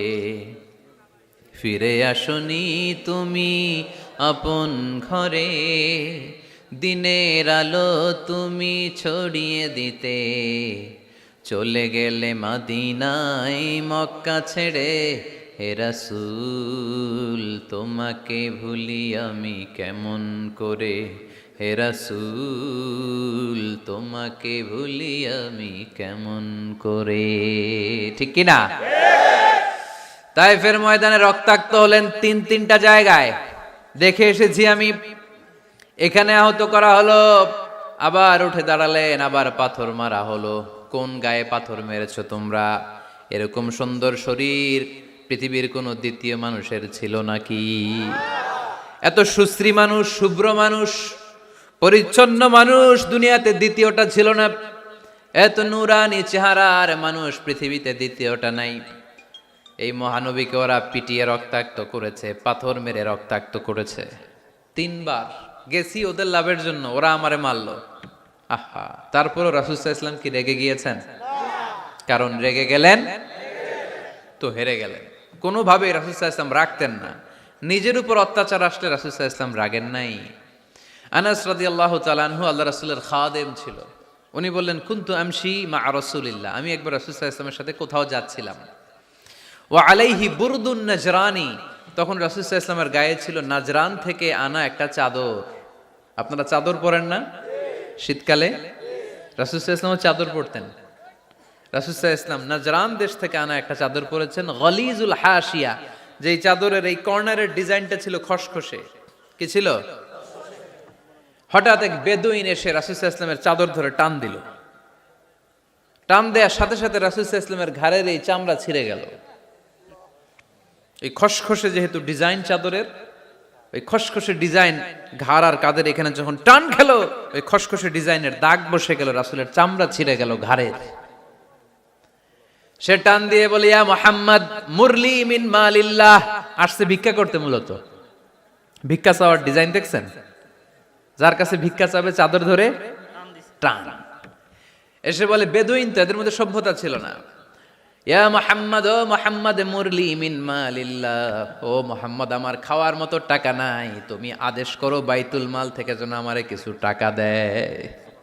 আসছে ভিক্ষা করতে, ভিক্ষা করতে আইসা চাদর ধরে দিছে টান, ঘাড়ের রক চামড়া ছিঁড়ে গেছে। রাসূল সাল্লাল্লাহু আলাইহি ওয়াসাল্লাম ব্যথা পেয়েছেন। ফালতাফাতা ইলাইহি রাসূলুল্লাহ, আল্লাহ রাসূল সাল্লাল্লাহু আলাইহি ওয়াসাল্লাম তার দিকে তাকালেন, তাকিয়ে ফাদহিক একটা মুচকি হাসি দিলেন। আমি রাস্তা দিয়ে চাদর গায়ে দিয়ে হাঁটতেছি, এক ফকির আইসা কয় ভিক্ষা দেন, টাকা দেন বলে আমার চাদর টান দিছে, আর ওই চাদরে আমার ঘাড়ের চামড়া ছিঁড়ে গেছে। কি করব আমি? আপনি কি করবেন? হ্যাঁ, কোনি? আচ্ছা, তা আমরা ঠিকই ওরে ধরে মাইর দিতাম, তাই না? আজকে ওর একদিন কে আমার একদিন ভর্তা বানায় ফেলতাম ওরে পিটায় রাগের চোটে, ঠিক কিনা? আল্লাহ রাসূল সাল্লাল্লাহু আলাইহি ওয়াসাল্লাম try to think about it, try to ponder on the story. এই moral of the story কি? রাসূল সাল্লাল্লাহু আলাইহি ওয়াসাল্লামের প্রফেটিক স্টোরি থেকে আপনাকে ভাবতে হবে। ভিক্ষা করতে এসে চাদর ধরে টান দিয়ে ঘাড়ের চামড়া ছিঁড়ে ফেলেছে, রাসূল তাকিয়ে মুচকি হাসি দিলেন। মুচকি হাসি দিয়ে বললেন, যাও বাইতুল মাল থেকে কিছু সম্পদ ধরে দিয়ে দাও। কি নবী ছিলেন! তার মানে উনার গায়ে যত আঘাতই আসতো কখনো উনি রাখতেন, তবে মাঝে মাঝে রাখতেন। যদি আল্লাহর বিধান লঙ্ঘিত হতো তখন বিশ্বনবী রেগে যেতেন। আল্লাহর জমিনে আল্লাহর বিধান লঙ্ঘিত হলে এই লোকটা রেগে যেতেন, প্রিয় নবী তখন সহ্য করতেন না। এক সাহাবী এসে বললেন, ইয়া রাসূলুল্লাহ, এমন ইমাম পাঠিয়েছেন আমাদের এলাকায়, বড় বড় সূরা দিয়ে নামাজ পড়ায়, এত বড় সূরা দিয়ে পড়ে, তার পিছনে দাঁড়িয়ে থাকার ক্ষমতা আমার নাই। এই কথা শুনে বিশ্বনবী রেগে গেলেন, কারণ ইসলামের বিধান এখানে লঙ্ঘিত হচ্ছে, ঠিক কিনা? এত রাগলেন, চেহারা আগুনের গোলার মতো লাল হয়ে গেল। ওই সাহাবীকে ডেকে পাঠিয়ে ধমকালেন, খবরদার, তোমরা মানুষকে দিন থেকে ভাগিও না, সহজ করে ইসলামকে উপস্থাপন করো, জামাতের ইমামতির চান্স পেলে লম্বা কেরাত পড়ো না, একটা মিডিয়াম স্ট্যান্ডার্ড রেখে কেরাত পড়বা, কারণ তোমার পেছনে অসুস্থ লোক থাকতে পারে, মুসল্লি, মুসাফির থাকতে পারে, তাই না? আবার মদিনাতে বনু মাখজুমিয়া গোত্রের এক নারী চুরিতে ধরা পড়ল। কিসে?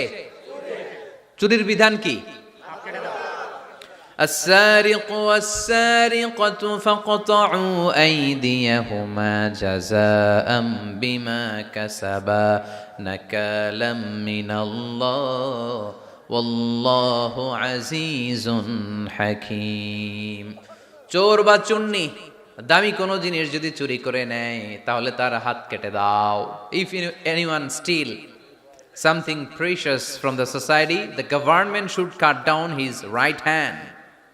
গভর্নমেন্ট কাটবে, আপনি কাটেন না। আবার মুরগি একটা চুরি করছে, দইরা রামদা দিয়ে এক কোপ, এরকম করা যাবে না, ওটা গভর্নমেন্ট করবে।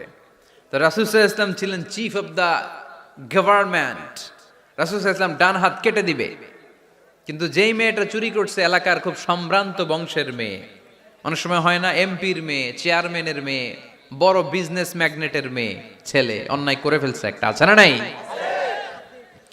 এখন সাহাবীরা দেখলেন মদিনায় যদি বিশ্বনবী এই চুরির বিচার কার্যকর করে মেয়েটার হাত কেটে দেয়, এই মেয়েটার সম্ভ্রান্ত বংশের লোকেরা বিশ্বনবীর উপর চড়াও হবে, নতুন করে দাঙ্গা বাঁধবে, সবাই যে বিশ্বনবীর কাছে বলবে, কিন্তু কেউ সাহস পায় না।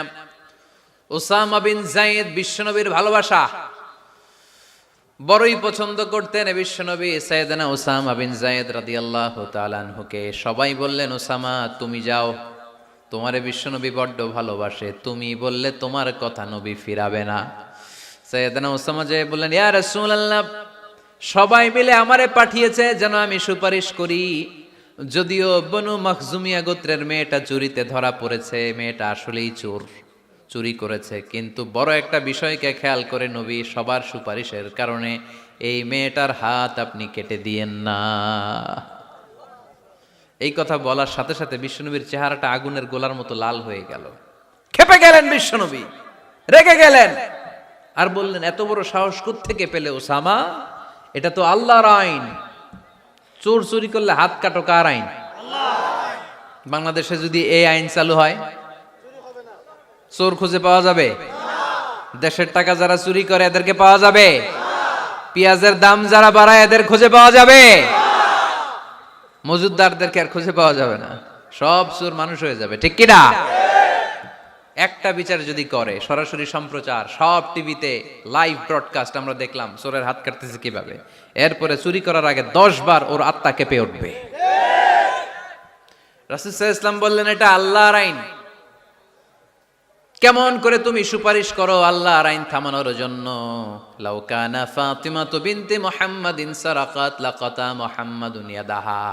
আজকে আমার কলিজার টুকরা নয়নের পুটুলি ফাতেমাও যদি চুরিতে ধরা পড়তো, আমি ফাতেমার হাতটা কেটে দিতে 1 সেকেন্ডও দেরি করতাম না। আমার মেয়ে ফাতেমাও যদি চুরি করতো, আমি হাত কেটে দিতে দেরি করতাম। রেগে যেতেন প্রচন্ড, এমনে রাখতেন না।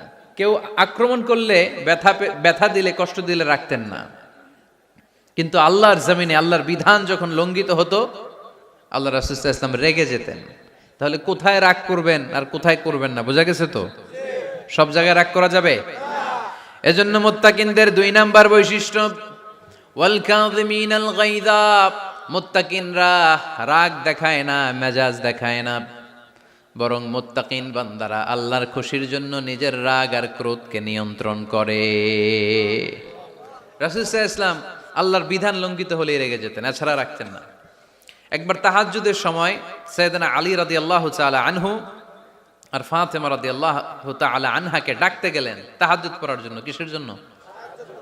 যে ডাকলেন, দরজায় কড়া নাড়লেন, আলী ওঠো, ফাতিমা ওঠো। কিন্তু সাইয়েদনা আলী রাদিয়াল্লাহু তাআলা আনহু বললেন, কি জন্য উঠবো? আল্লাহ রাসূল সাল্লাল্লাহু আলাইহি ওয়াসাল্লাম বললেন, তাহাজ্জুদের জন্য। আলী রাদিয়াল্লাহু তাআলা আনহু একটু কৌশল করে বললেন, আমাদের রুহু তো আল্লাহর হাতে। রুহু কার হাতে? আল্লাহ যখন রুহু ফিরাই দিবে তখন ঠিকই উঠবো, পড়বো তাহাজ্জুদের নামাজ, পড়বো, রুহুটা ফিরে আসুক, পড়বো। একটু কৌশল করলেন। তো রাসূল সাল্লাল্লাহু আলাইহি ওয়াসাল্লাম এই কৌশলটারে পছন্দ করলেন না। রাসূল চাইছেন আমি বলা মাত্রই যেন উঠে যায়। রাসূল সাল্লাল্লাহু আলাইহি ওয়াসাল্লাম তখনও রেগে গেলেন। বুখারীর বর্ণনা, তিনি ফিরে আসতেছিলেন আর রাগে নিজের রানের মধ্যে চাপড়াচ্ছিলেন এরকম, ওয়াকানাল ইনসানু আকসারা শাইইন জাদালা। আরে মানুষ কত ঝগড়া করতে জানে, আরে মানুষ কত তর্ক করতে জানে, মানুষ যে কত ঝগড়া করে, মানুষ যে কত তর্ক করে, নিজের উপর নিজে ঝাল মিটাচ্ছিলেন রানের মধ্যে চাপড়াতে চাপড়াতে। সুবহানাল্লাহ পড়েন। আক্রমণ করলে রাখতেন না, ওটের নারী ভুঁড়ি চাপিয়ে দিলে রাখতেন না, কিন্তু ধর্মীয় বিধান লঙ্ঘিত হলে বিশ্বনবী রেগে যেতেন। চিল্লা এখন সুবহানাল্লাহ। এজন্য মুত্তাকিদের 2 নাম্বার বৈশিষ্ট্য, আল কাযিমিনাল গায়দ, রাগকে সংবরণ করতে হবে, রাগ দেখানো যাবে না। রাগ দেখাবেন, কি করবেন? নিয়ন্ত্রণ করব। একজন নিয়ন্ত্রণ করবে শুধু, আর আপনারা কোপায় ফেলাইবেন সব। মাশাআল্লাহ। আরে বলো কি করবা? এভাবেই তো সমাজ পরিবর্তন হয়। শুনতে হবে তো আমার কথা, শুনতে হবে, জানতে হবে, দেন মানতে হবে। পরিবর্তনটা আস্তে আস্তে হয়। এই গুণে ধরা সমাজ এমনি নষ্ট হয় নাই, দীর্ঘদিনে নষ্ট হয়েছে। এটা ঠিক করতে হইলে আমাদের দীর্ঘ সময় লাগবে, দীর্ঘদিন লাগবে, অনেক ঘাম ঝরাতে হবে, অনেক পথ যেতে হবে, মাইলস টু গো, ঠিক কিনা? তাহলে রাগ দেখানো যাবে না। রাগকে কি করব? কন্ট্রোল করব। সবাই রাজি? যারা হাত তুলছিলা যে আমার রাগ বেশি, তোমাদের জন্য tips, how to control anger, কিভাবে রাগ কমাতে হয়। আল্লাহ রাসূল সাল্লাল্লাহু আলাইহি ওয়াসাল্লাম এটাও শিখাই দিছে। শুধু হুজুরে কইছে সুবহানাল্লাহ। সুবহানাল্লাহ বললে কি গুনাহ হবে? একবার সুবহানাল্লাহ পড়লে আকাশের জমিনের মাঝখানে সব ফাঁকা জায়গাটা সওয়াব দিয়ে ওই সওয়াব আল্লাহ আপনার আমলনামায় ঢুকায় দিবে। খুব চালাক এই এলাকার লোকেরা, সওয়াবের কথা শুই না, লাভ শুই না। সুবহানাল্লাহ, লাভ আছে যেখানে আমরা আছি। তো হাউ টু কন্ট্রোল অ্যাঙ্গার, কিভাবে রাগ থামাবো? যেহেতু মুত্তাকিনদের 2 নাম্বার বৈশিষ্ট্য ওয়াল কাযিমিনাল গায়জ, মুত্তাকিদের বৈশিষ্ট্য তারা রাগকে নিয়ন্ত্রণ করে। আল্লাহ রাসূল শিখাই দিলেন, 4টা পদ্ধতি শিখালেন রাগ কমানোর। কয়টা মনে থাকবে? অ্যাপ্লাই করবো এগুলো, দেখবো আজকে থেকে রাগ কমে কিনা। পারা যাবে? 2 সাহাবী বিশ্বনবীর সামনে ঝগড়া লাগলেন। কথা কাটাকাটি, কথার পিঠে কথা, কথার নাম লতা। কথা বলতে বলতে ঝগড়া লাগতে লাগতে এক সাহাবী রেগে মেগে আগুন, মারামারির জন্য উদ্যত হলেন। বিশ্বনবী দেখলেন ওই সাহাবীর চেহারাটা একেবারে আগুনের গোলার মতো লাল হয়ে গিয়েছে। বিশ্বনবী বললেন, ইন্নী লা আ'লামু কালিমাতান, আমি এমন একটা বাক্য জানি, এই রাগান্বিত সাহাবী যদি এখন এই বাক্যটা পড়া শুরু করে দেয়, তার রাগটারে নিমিষেই ঠান্ডা বানাইয়া দিবে কে? ওই সাহাবী বললেন, ইয়া রাসূলুল্লাহ, কি সেই বাক্য আমারে শিখায়া দেন। বিশ্বনবী বললেন, পড়ো, আউযু বিল্লাহি মিনাশ শাইতানির রাজীম। আবার পড়েন, আউযু বিল্লাহি মিনাশ শাইতানির রাজীম। সুবহানাল্লাহ। রাগ কমানোর দোয়া, সহিহ হাদিস। ওই সাহাবী যদি এই বাক্যটা পড়ে তার রাগ কমে যাবে। বাক্যটা হচ্ছে আউযু বিল্লাহি মিনাশ শাইতানির রাজীম। বিতাড়িত শয়তানের কাছ থেকে আল্লাহর কাছে পানাহ চাচ্ছি, প্রোটেকশন চাচ্ছি। বলতে দেরি, রাগ থামতে দেরি হবে না। টিপস নাম্বার 1 মনে থাকবে তো? টিপস নাম্বার 2, বিশ্বনবী বললেন, ইযা গাদিবা আহাদুকুম ফালইয়াসকুত। তোমাদের যখন প্রচন্ড রাগ চলে আসে, বেশি যখন, প্রচন্ড যখন তোমরা রেগে যাও, তখন কথা বন্ধ করে চুপ হয়ে যাও। কি করতে হবে? চুপ, একেবারে চুপ। অনেকে রাগের সময় গড়গড় করে কি যেন বলতে থাকে, আছে না নাই? রাগে গড়গড় করতে থাকে আর কি যেন বলতে থাকে। এই যত বলবেন, যত গালি দিবেন, বলে না গালি দেয় না রাগের সময়, অশ্রাব্য ভাষায় অনেকে গালি গালাজ শুরু করে দেয়, আছে না নাই? না, আসুকুত, ইদা গাদিবা আহাদুকুম ফালিয়াসকুত। আল্লাহ রাসূল সাল্লাল্লাহু আলাইহি ওয়াসাল্লাম বললেন, যখন তোমাদের কেউ প্রচন্ড রেগে যায়, সে তার কথা যেন বন্ধ করে দেয়। চুপ, keep silent, keep quiet, relax, cool. পারবেন? তাহলে প্রথম টিপস কি পড়তে হবে? বাইরে নামক দিয়া পড়েন, আউযু বিল্লাহি মিনাশ শাইতানির রাজীম। এটা হলো 1 নাম্বার টিপস। 2 নাম্বার টিপস, ইযা গাদিবা আহাদুকুম ফালইয়াসকুত। মাশাআল্লাহ, চুপ থাকতে হবে। বেশি রাগ চলে আসলে কি করতে হবে?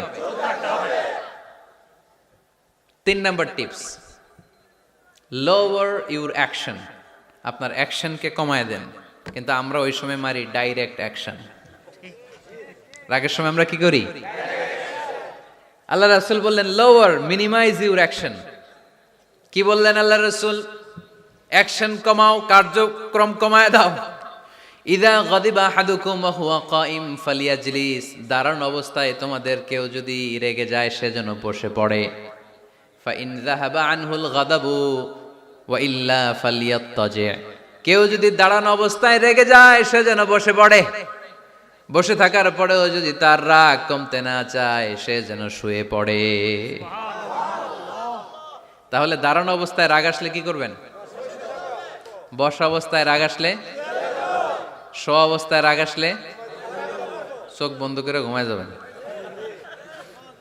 রাগ আসবে আর সুবহানাল্লাহ কইবেন না? কত বড় ফিজিশিয়ান, কত বড় ডাক্তার আল্লাহ রাসূল সাল্লাল্লাহু আলাইহি ওয়াসাল্লাম। সুবহানাল্লাহ পড়েন। কয়টা গেল? কয়টা? 1 নাম্বার কি পড়া? মাশাআল্লাহ।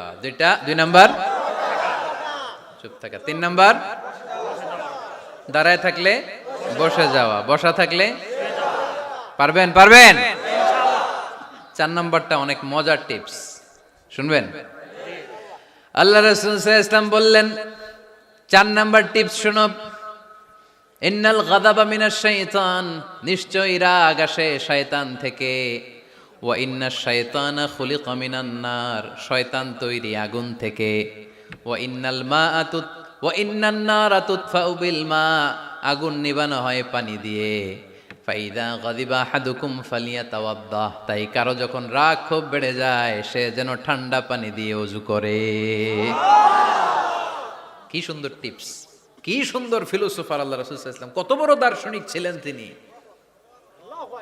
আল গাদাবু মিনাশ শাইতান, কথার সিকোয়েন্স দেখেন, ওজন দেখেন। আল গাদাবু মিনাশ শাইতান, রাগ আসে শয়তানের থেকে। রাগ এনে দেয় কে? শয়তান। ওয়াশ শাইতানু খুলিকা মিনান নার, শয়তান তৈরি কি থেকে? আগুন থেকে। ওয়ান নারু তুতফাউ বিল মা, আগুন নিভায় কি দিয়ে? ফাইদা গাদিবা আহাদুকুম ফালিয়াতাওয়াদ্দা, তাই তোমাদের কেউ যখন রেগে যায় সে যেন পানি দিয়ে ওযু করে নেয়। পারবেন? ওযু করে ফেলবেন ঠান্ডা পানি দিয়ে। ঠান্ডা পানি মাথায় দিবেন, চোখে পানির ঝাপটা দিবেন। আপনার রাগকে ঠান্ডা করে দিবে কে? তাহলে আওয়াজ করে বলেন, রাগ কমানোর 1 নাম্বার ফর্মুলা কি? আউযু বিল্লাহি মিনাশ শাইতানির রাজিম। 2 নাম্বার চুপ থাকা। 3 নাম্বার বসে পড়া, শুয়ে পড়া। 4 নাম্বার ওযু করা। 4 নাম্বার। এই 4টা পদ্ধতিতে আপনি রাগ কমাতে চাইলে আপনার রাগ কমায় দিবে কে? আল্লাহ। এজন্য আল্লাহ বললেন, আমার মুমিন বান্দার 2 নাম্বার গুণ, তারা রাগকে নিয়ন্ত্রণ করে। আল্লাযীনা ইউনফিকুনা ফিস সাররাই ওয়াদ দাররাই ওয়াল কাযিমিনাল গায়য। আমার মুত্তাকিন বান্দাদের প্রথম গুণ সুখে দুঃখে দান করে। মনে আছে? 2 নাম্বার গুণ কি? রাগকে নিয়ন্ত্রণ করে। 3 নাম্বার গুণ হচ্ছে ওয়াল আফিনা আনিন নাস, মানুষকে ক্ষমা করে দেয়। মানুষকে কি করে? আমরা তো ক্ষমা করি না। হ্যাঁ, দইরা আবুইটালা মানে কি? এটার মিনিং কি? ফিশালায়। হ্যাঁ, কি করে? আইকালায়, আইজ্জালায়, আইকালা, আইকালা আঞ্চলিক শব্দ। আঞ্চলিক শব্দগুলো অনেক সুন্দর, এক এক জেলায় এক এক রকম। তার মানে আমরা ক্ষমা করতে চাই না, আমরা দইরা আইকালাই। তার মানে আমরা রাগ ঝাড়ি আর কি, ভিতরে যে ক্ষোভ জমা থাকে এগুলো ঝাড়ি, আমরা ক্ষমা করতে চাই না। কিন্তু ভাই, মুত্তাকি যদি হতে চান আপনাকে ক্ষমা করে দিতে হবে। কি করবেন? কি করবেন? ক্ষমা করে দেন। আচ্ছা, একটু আওয়াজ করে উত্তর দেন। আমরা আল্লাহর কাছে এই যে পাপ করি, অন্যায় করি, মাফ চাই না? ক্ষমা চাই না? আল্লাহ আমাদেরকে ক্ষমা করুক, এটা আমরা চাই কি চাই না? আল্লাহ আমাদেরকে ক্ষমা করুক এটা আমরা চাই, কিন্তু আমরা আমাদেরকে ক্ষমা করতে পারি না। যদি আল্লাহর কাছে ক্ষমা পেতে চান তাহলে আগে নিজেরা নিজেদেরকে ক্ষমা করে দেন।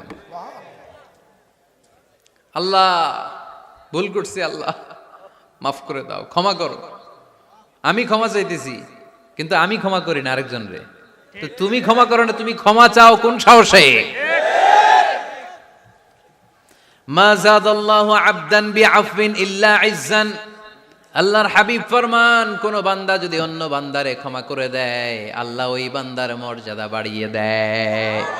ওয়া ইন তা'ফু ওয়া তাসফাহু ওয়া তাগফিরু ফাইন্নাল্লাহা গফুরুর রহিম। তুমি যদি অন্যরে মাফ করে দাও, তুমি যদি অন্যের ভুল ক্ষমা করে দাও, তোমার ভুলগুলোও ক্ষমা করে দিবে কে? আল্লাহুম্মা ইন্নাকা আফুন কারীম। কদরের রাত্রে আমরা পড়ি, আল্লাহ তুমি ক্ষমাশীল, তুহিব্বুল আফওয়া, ক্ষমা করাকে তুমি ভালোবাসো। ফাআফু আন্নি, আল্লাহ তুমি আমারে ক্ষমা করে দাও। আল্লাহর ক্ষমার জন্য দিনরাত চোখের পানি ছেড়ে আমরা কাঁদি, কিন্তু অন্যরে ক্ষমা করতে চাই না। কথাটা বুঝতে পারছেন? আমরা আল্লাহর ক্ষমা চাই, কিন্তু আমরা আমাদেরকে ক্ষমা পেতে হলে আগে ক্ষমা, ক্ষমা পেতে হলে আগে ক্ষমা। মনে থাকবে তো? আমরা আসলে অতীতকে বয়ে বেড়াই, অতীতকে বয়ে বেড়াই, অতীতকে ভুলতে চাই না। কোন বছর কে আমারে মারছিল ওইটারে মনে রাখছি। কোন 20 বছর আগে আমারে অপমান করছিল মনে রাখছি, তোরেও আমি অপমান করুম। তুই আমারে মারছিলি, তোরেও মারুম। 20 মনে রাখিস, মনে রাখিস, দেখাই দিমু।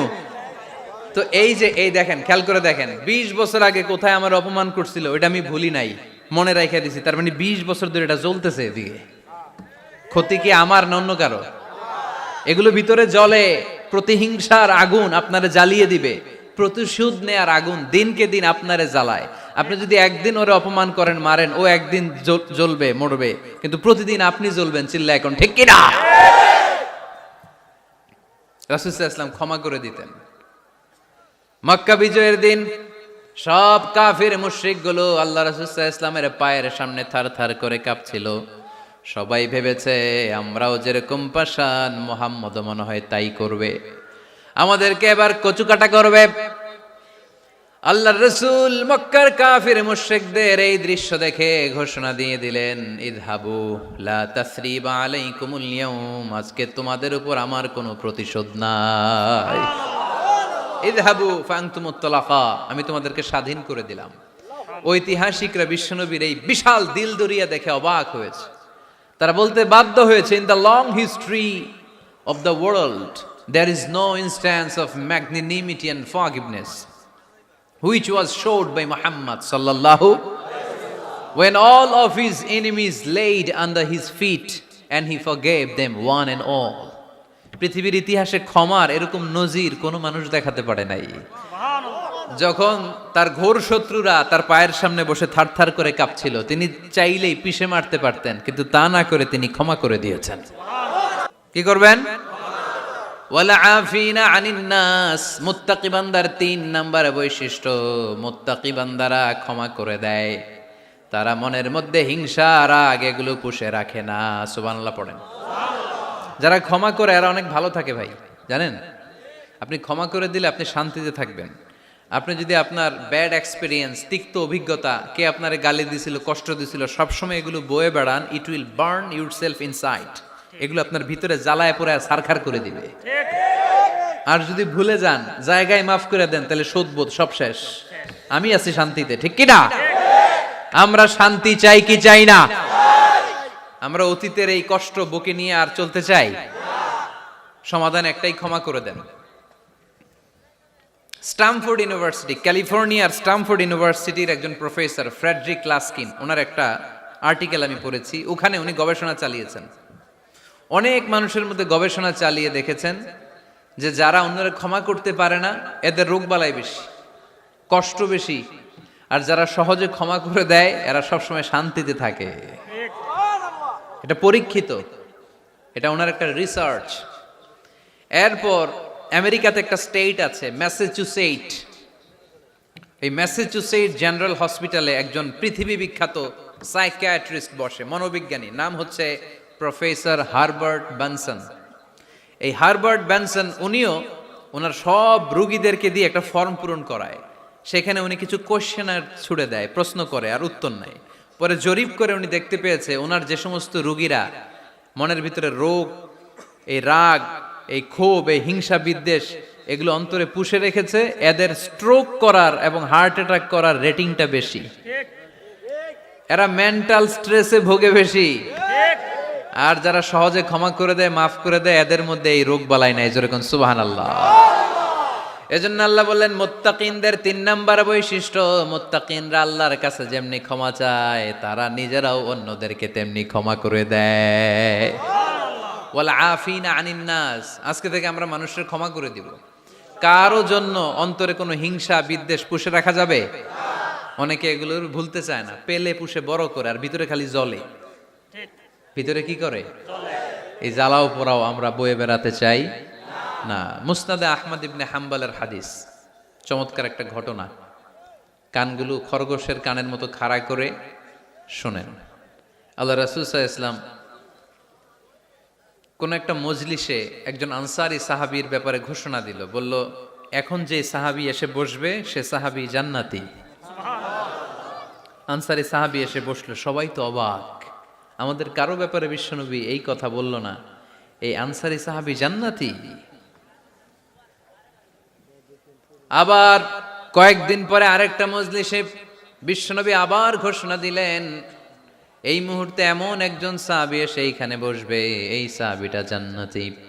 সবাই খেয়াল করে দেখলো, আগের মজলিসে যেই লোকটাকে বিশ্বনবী জান্নাতি বলে ঘোষণা দিয়েছে, আজকেও ওই সাহাবী এসে ওই জায়গায় বসেছে। তৃতীয় দিন আবার বিশ্বনবী বললেন, এখন একজন সাহাবী এখানে এসে বসবে, সে জান্নাতি। সবাই খেয়াল করে দেখলো ওই সাহাবীটাই আবার এসে বসেছে। সবাই অবাক, কি আজীব, কি আছে এই সাহাবীর মধ্যে, যে সাহাবীর ব্যাপারে খুদ বিশ্বনবী তিনবার ঘোষণা দিলেন যে সে জান্নাতি। সবচেয়ে বেশি অবাক হয়েছিলেন সাইয়েদনা আব্দুল্লাহ ইবনে আমর ইবনে আস। মনে মনে ভাবলেন এটা তো চারটেখানে কোনো কথা না, বিশ্বনবীর অ্যানাউন্সমেন্ট। দুনিয়ার বুকে বিশ্বনবী তিনবার এই আনসারী সাহাবীকে জান্নাতি বলে ঘোষণা দিয়েছে, নিশ্চয়ই এই সাহাবীর এমন বিশেষ কোনো আমল আছে, এমন বিশেষত্ব আছে যেটা আমাদের মধ্যে নাই। যেমন করেই হোক এই সাহাবীর ভেতরের সব খবর আমার জানতে হবে। সাইয়েদনা আব্দুল্লাহ ইবনে আমর ইবনে আস একবার পরিকল্পনা করে ওই সাহাবীর বাড়িতে চলে গেলেন, যে বললেন, ভাই আমার আব্বার সাথে কয়েকদিন ধরে ঝগড়া, আমার ঘরে থাকতে মন চাচ্ছে না, তোমার বাসায় মেহমান হয়ে এসেছি, যদি তুমি অনুমতি দাও তোমার বাড়িতে 3 দিন মেহমান হয়ে আমি থাকতে চাই। কখন এই আনসারী সাহাবী কি করে, 1 দিন 2 দিন 3 দিন পর্যন্ত ফলো করার পরে সাইয়েদনা আব্দুল্লাহ ইবনে আমর ইবনে আস এমন কোন বিশেষ আমল এই সাহাবীর মধ্যে খুঁজে পায় নাই। 3 দিন গভীরভাবে পর্যবেক্ষণ, অবজারভেশনের পরে বিশেষ কোনো আমল ওনার চোখে পড়ে নাই। এবার 3 দিন পরে তো চলে যাবার পালা, ঠিক কিনা? এবার তিনি সোজা সাপটা আনসারী সাহাবীর কাছে যে ভিতরের কথা খুলে বলে ফেললেন। বললেন, ও ভাই, আসলে আমার বাবার সাথে এমন বড় কোনো ঝগড়া আমার হয় নাই যে কারণে বাড়ি থেকে বের হয়ে তোমার মেহমান আমার হওয়া লাগবে। আমি বিশেষ এক উদ্দেশ্যে এসেছি। কি উদ্দেশ্য? আব্দুল্লাহ ইবনে আমর ইবনে আস এবার বলতে আরম্ভ করলেন, আমরা খেয়াল করেছি 3টা মজলিসে বিষ্ণু ঈসা ইসলাম তোমাকে জান্নাতি বলে ঘোষণা করেছে। তাই আমি জানার জন্য এসেছি তুমি এমন কি আমল করো যে কারণে বিশ্বনবী ঘোষণা দিলেন যে তুমি জান্নাতি। কি এমন বিশেষ আমল আছে তোমার, আমার একটু বলো, আমি ওই আমল করে জান্নাতি হতে চাই। আল্লাহু আকবার। এবার আনসারী সাহাবী মুখ খুললেন, উনি বললেন, ও ভাই আব্দুল্লাহ ইবনে আমর ইবনে আস, এমন কোনো বিশেষ আমল আমার নাই। হালাল পন্থায় রুজি করি, ব্যবসা করি, নামাজের সময় নামাজ পড়ি, রাতে এসে ঘুমিয়ে যাই, ফজরের আগ দিয়ে উঠে তাহাজ্জুদ পড়ি, সময় মতো জিকির আজকার করি, কোরআন তেলাওয়াত করি, কিছু দান সদকা করি। সবাই যা করে আমিও তাই করি, স্পেশাল কোনো আমল আমার জীবনে নাই। তবে আব্দুল্লাহ ইবনে আমর ইবনে আস, শুনে রাখো, একটা কাজ আমি প্রতি রাতে করি, হয়তোবা এ কারণেও বিশ্বনবী আমার ব্যাপারে এমন ঘোষণা দিতে পারে। আব্দুল্লাহ বললেন, ও আনসারী সাহাবী, কি কাজ তুমি করো? এবার আনসারী সাহাবী বলতে লাগলেন, প্রতি রাতে যখন আমি আমার বিছানায় ঘুমোতে যাই, আমি কারো ব্যাপারে কোনো রাগ, কোনো হিংসা, কোনো ক্ষোভ অন্তরে নিয়ে ঘুমাতে যাই না। ওই দিন যার সাথে যা হয়েছে সবাই রে মাফ করে দিয়ে মিটমাট করে একটা প্রশান্ত অন্তর নিয়ে আমি বিছানায় ঘুমাতে যাই। ওই দিনে কেউ আমার গালি দিছে, কেউ আমার বকা দিছে, কেউ আমার বিরুদ্ধে মিছিল করছে, উল্টা পাল্টা যে যাই করুক না কেন, আমি কিচ্ছু মনে রাখি না।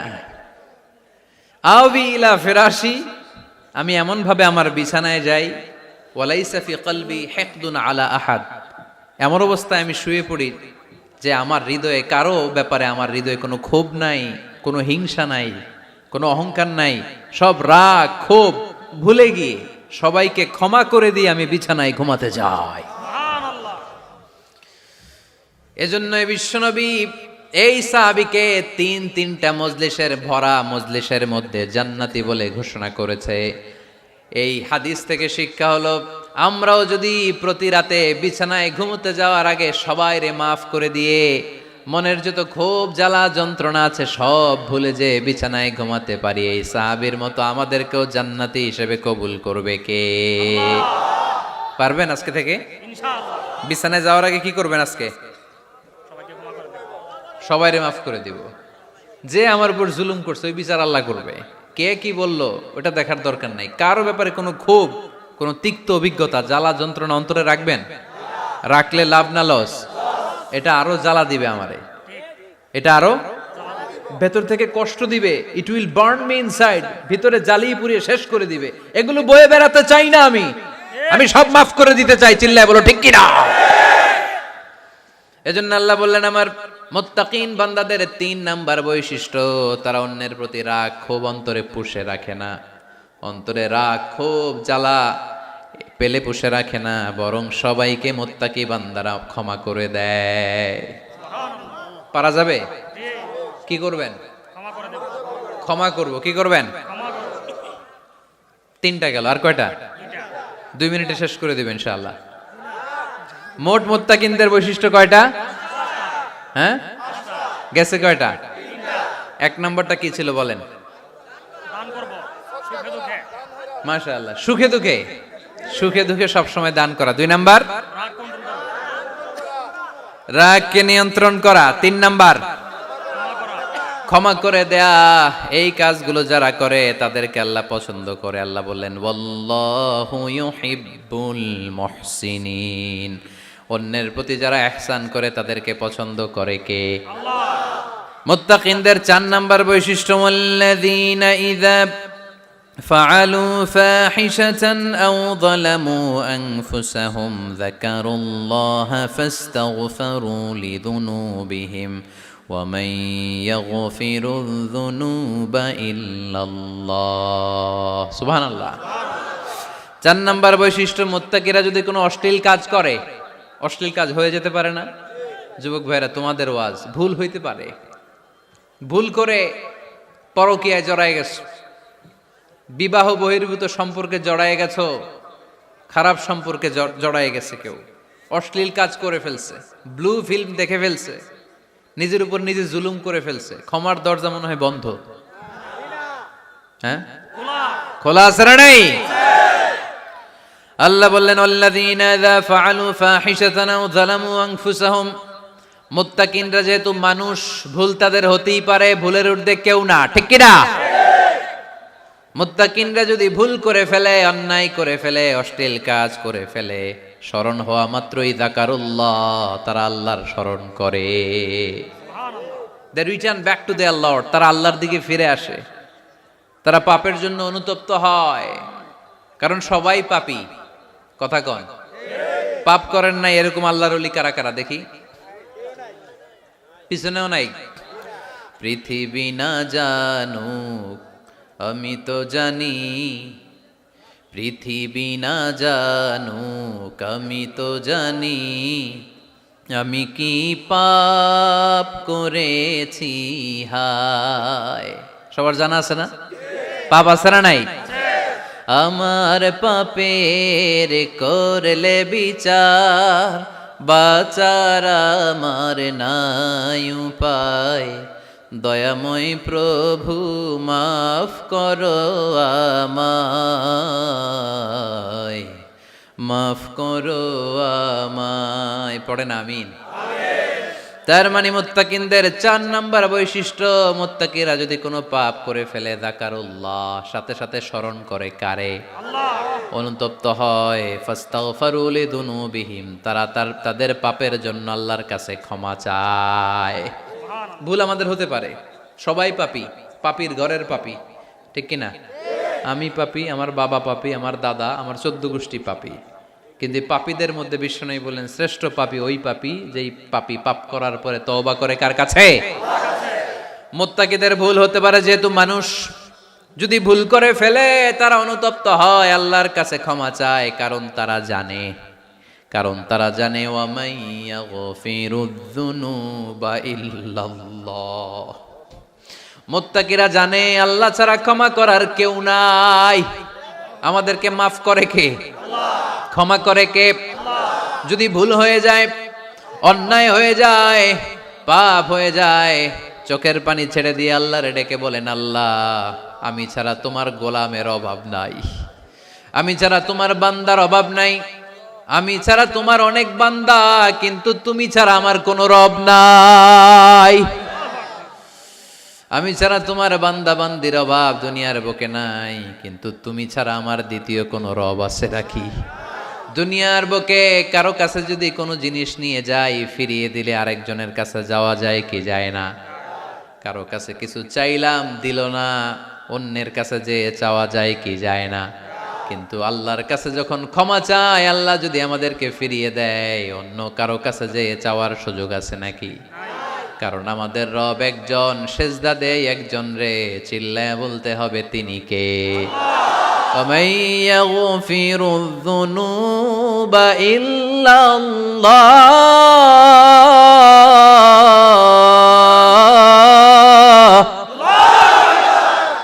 ومن يغفر الذنوب إلا الله আল্লাহ ছাড়া গুনাহ ক্ষমা করার দ্বিতীয় কোনো মাবুদ আমাদের আছে নাকি?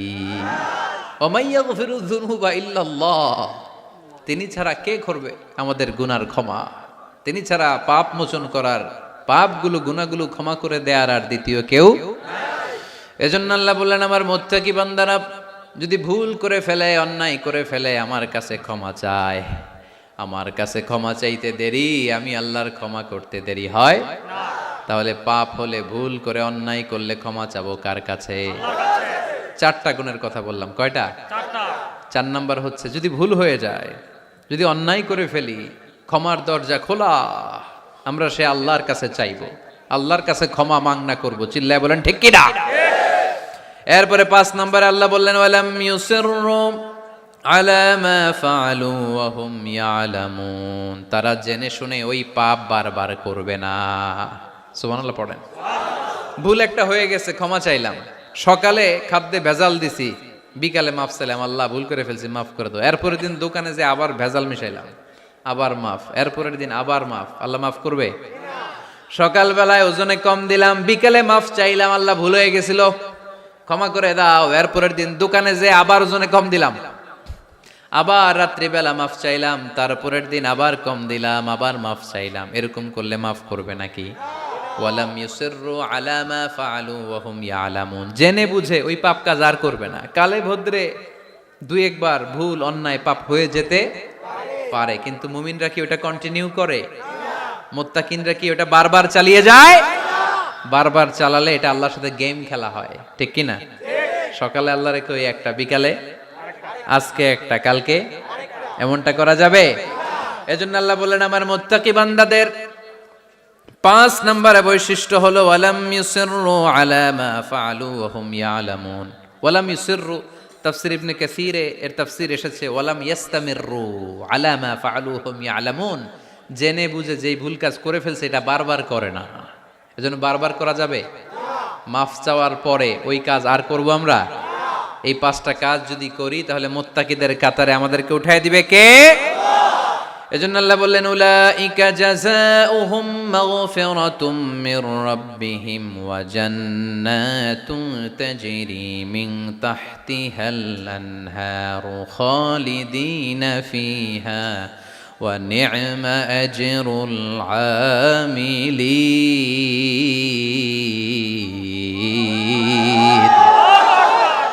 আল্লাহ বললেন, আমার মুত্তাকি বান্দাদের এই 5টা বৈশিষ্ট্য যদি কারো মধ্যে থাকে, তাদেরকে আমি ক্ষমাও করে দেব, জান্নাতও দিয়ে দেব।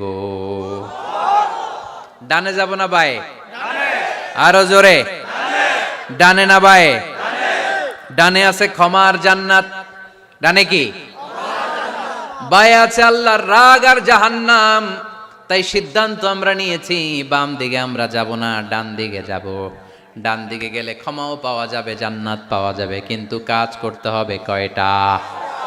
1 নাম্বার সুখে দুঃখে দান করা, 2 নাম্বার রাগকে নিয়ন্ত্রণ করা, 3 নাম্বার মানুষকে ক্ষমা করা, 4 নাম্বার ভুল হলে আল্লাহর কাছে তওবা করা, 5 নাম্বার ওই পাপের কাজ বারবার না করা। ভুল একবার হতে পারে, 2 বার হতে পারে, বারবার ভুল মুত্তাকিরা করে না, ঠিক কি না?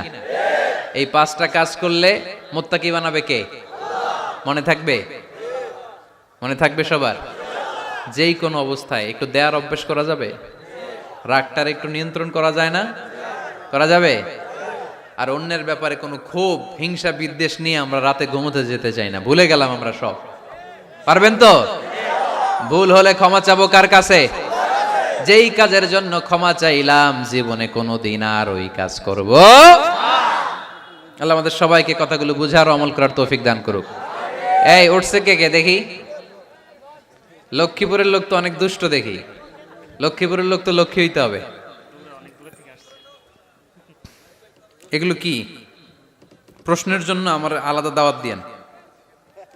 এই প্রশ্নে আধা ঘন্টা লাগবে। যেটা বলছে এটা ফিনিশিং দেয় নাই তো এখনো, এই অর্ধেক ভুলে যাবে আপনার প্রশ্নের উত্তর শুনলে।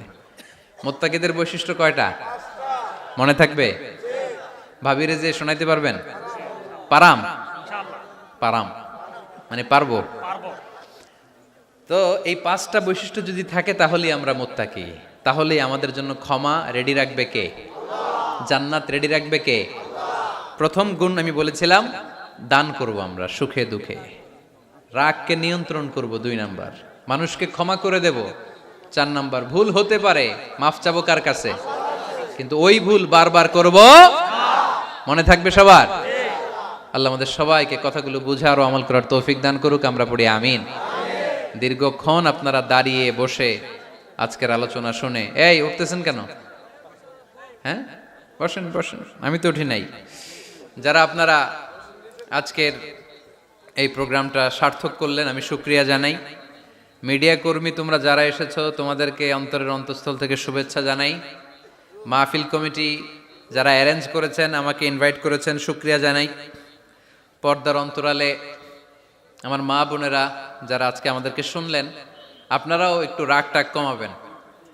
এই ওয়াজ শুধু ভাইদের জন্য না, আমাদের বোনরাও মাঝে মাঝে রাগ করে ফেলে, ঠিক কিনা? বোনরা রাগ করলে বিপদ, রোজা রাখা লাগবে, রান্না বান্না করবে না। তো এই জন্য আপনারাও এই 5টা আমল শুধু পুরুষদের জন্য না, নারীদের জন্য। তো এই জন্য আমরা সবাই জন্য এগুলোর উপর আমল করি, একটা সুখী সমৃদ্ধ বাংলাদেশ গড়ি। স্থানীয় প্রশাসনের ভাইরা যারা আছেন আজকের প্রোগ্রামের ব্যাপারে সহযোগিতা করেছেন, শুকরিয়া। জনপ্রতিনিধি যারা আছেন তাদেরকে শুকরিয়া। আপনারা সবাই ভালো থাকেন, সুস্থ থাকেন, সুন্দর থাকেন, দোয়া করে দিন। আবারও কিসের ইংলিশের নাচ? এতক্ষণ কি শুনছো?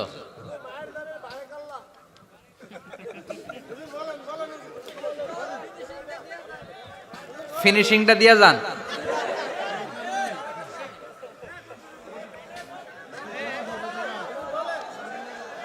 He was Muhammad sallallahu alayhi wasallam. Muhammad, mercy upon mankind, teacher of all mankind, Abul Qasim, Ya Habibi, Ya Muhammad, Ya Shafi'i, Ya Muhammad, خير خلق الله محمد، يا مصطفى يا إمام المرسلين، يا مصطفى يا شفيع العالمين. He taught us to be just and kind and to feed the poor and hungry, help the wafer and the orphan child, and to not be cruel and miserly. His speech was soft and gentle, like a mother stroking her child. His mercy and compassion were most radiant when he smiled. Was Muhammad sallallahu alayhi wasallam.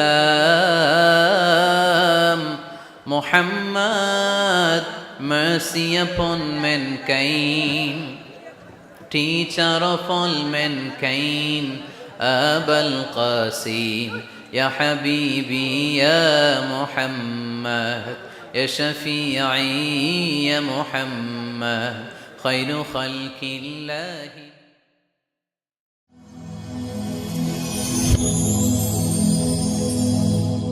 Rose TV 24. Enjoy by listening to the Holy Quran.